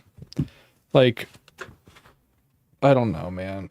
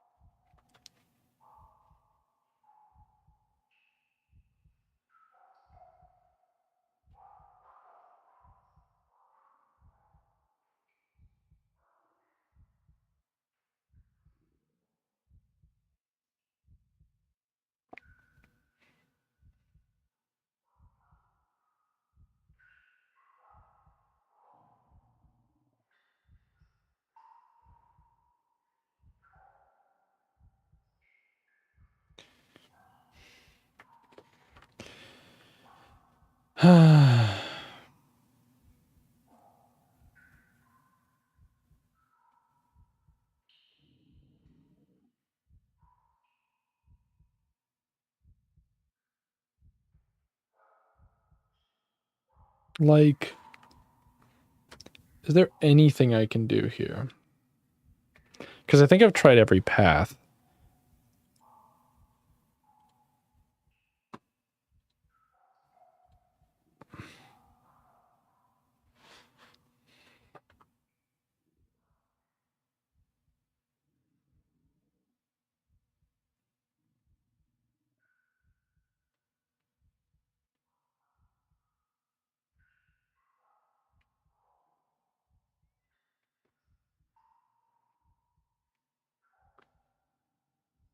Hmm.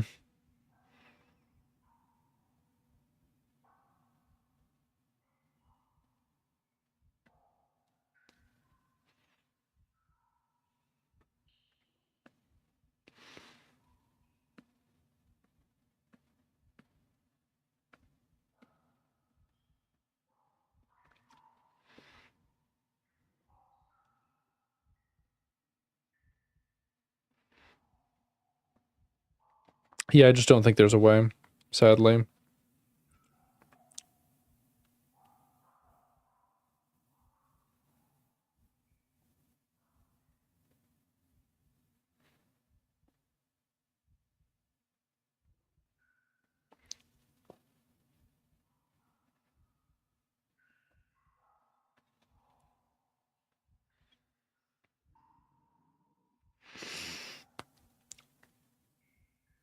Oh.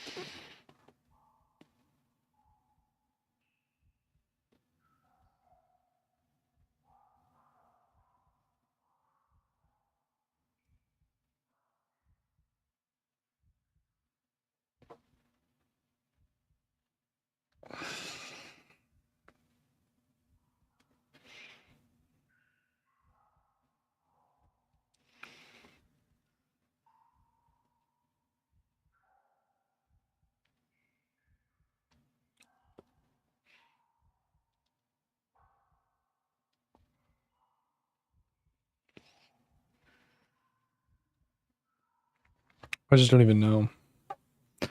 I've like been trying to read this to see if there's something, but I don't think there is. And then I can't even go through the tunnel.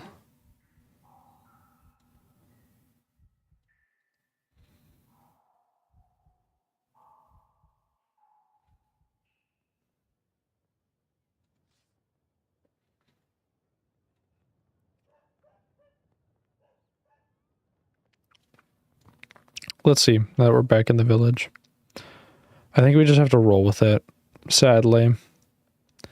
As annoyed as that makes me, I think we just have to roll with it.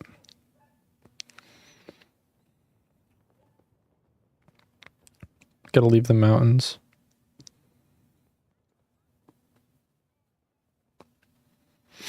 The path winds up this way from the village until it reaches the foot of a stone staircase that climbs to the summit. A set of well-carved steps leads up the mountainside. The sun has reached its highest point now. Out of the shade, the air is baking hot. At the peak of the mountain is a sudden plateau looking down across a fetid, swampy valley to the east. But you may not need to tramp through them, as a magnificent stone bridge spans outward from this peak.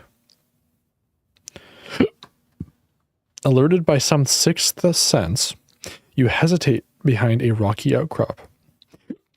Just a figure shambles into view, emerging from a small hut beside the bridge. The hut is so small that you had not previously noticed it. The sides are stretched leather sheets, although you cannot help but notice what looks like a human arm sticking out of one wall. The figure shambles onto the first stone of the bridge, sighing at the effort. You stare at the hunched figure. He is aged, leaning on a heavily wizened stick, with one eye much larger than the other and a hunch on his back. You wait for the crooked man to limp away across the bridge, but he stops again, as though unable to walk any further. He turns and props himself up on a stick. Announce myself. You get to your feet. "Ho there," you call out. "Greetings." The figure turns to you leaning on a heavy stick, an ugly sort. "What brings you here? If Van Cass's bridge you wish to cross, be prepared for dismay and fear." "You are Van Cass?" you cry. "Van Cass is my name, it's true. I give you that. What good it'll do?" "I wish to cross your bridge." He nods. "This is my bridge. It spans a rift. To pass you must provide a gift." The image of a sun jewel pops into your head. "Perhaps we can make an arrangement," you begin. Van Cass shakes his head without interest. The hunchback looks up sharply. "Unless a simpler price, you'd gladly pay an arm, a leg, a finger, pray?" "No." Van Cass shrugs. "Just as you please. Patience is some men's disease." With a thought, he gently reminds you of his original price, a sun jewel. Your heart, you find, is pounding. You turn and leave the mountaintop. The bridge isn't even fully complete, so that wouldn't really do us well. So where are we left?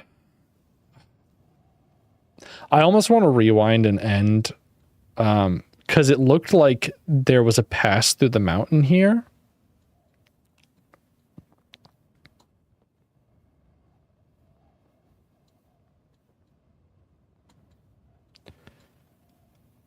I just don't know how we would get through that.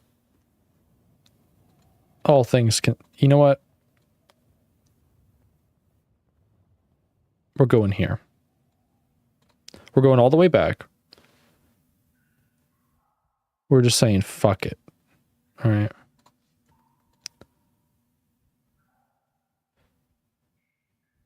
Because we weren't going to be able to get across there either way.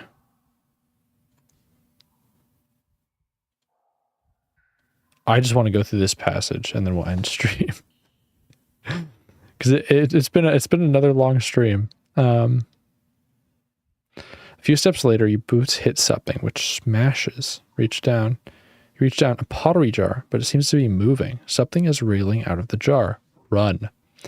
You start running, uncertain whatever is in the jar can see you in the dark better than you can.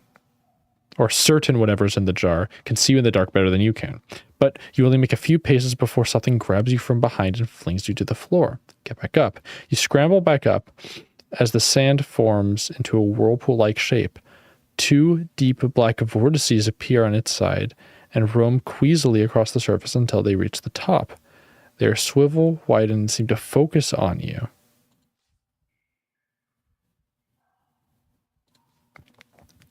I'm just going to run. I'm going to kick the pillar. Kick the pillar again.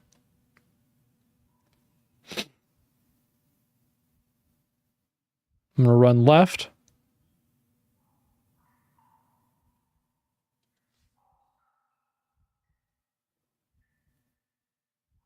Squeeze against the wall.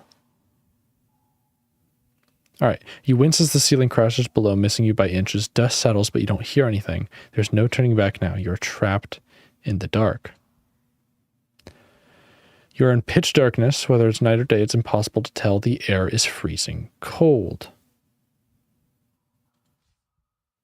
You look upwards, hoping for starlight, but there's nothing. You're too far underground for magic to reach you. You're on your own. You feel about until you find the tunnel wall. Feel across. Slick with damp and sharp edge, the rock wall seems to lead in two directions. The sound of something groaning echoes down the tunnel length. Follow. You follow the rough stone wall, stumbling and tripping until you come to a blockage. Feel the stones. You feel your way across the stones, hoping to find a chink or hole, but there's nothing. You trace the other way. The passage curves and bends. The going is difficult, with lots of near dead ends. Then finally, a chink of daylight appears. It is like water after a long thirst. You have found the tunnel mouth. Leave the tunnel. You hurry gratefully out of the tunnel into the soft, damp air. Where are you now? Right. Okay, so it's just as I thought. You emerge, blinking, from the underground tunnel to find yourself on the edge of a vast, deep marsh. From the position of the sun, you can see you are on the other side of the Badubak Ridge. There is only one way forwards, into the mud. Okay. Which makes sense because they were foreshadowing like, oh yes, there's wind blowing through. There must be a way through. So we're chilling now.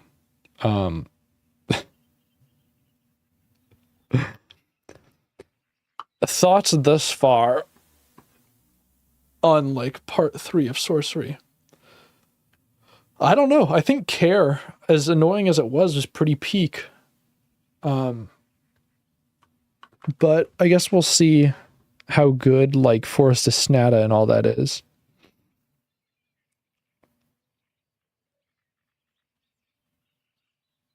Who knows?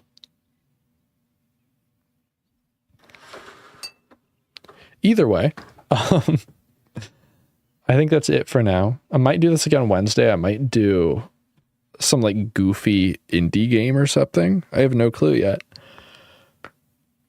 But yeah, I will catch you all later. Have a good night, fellas.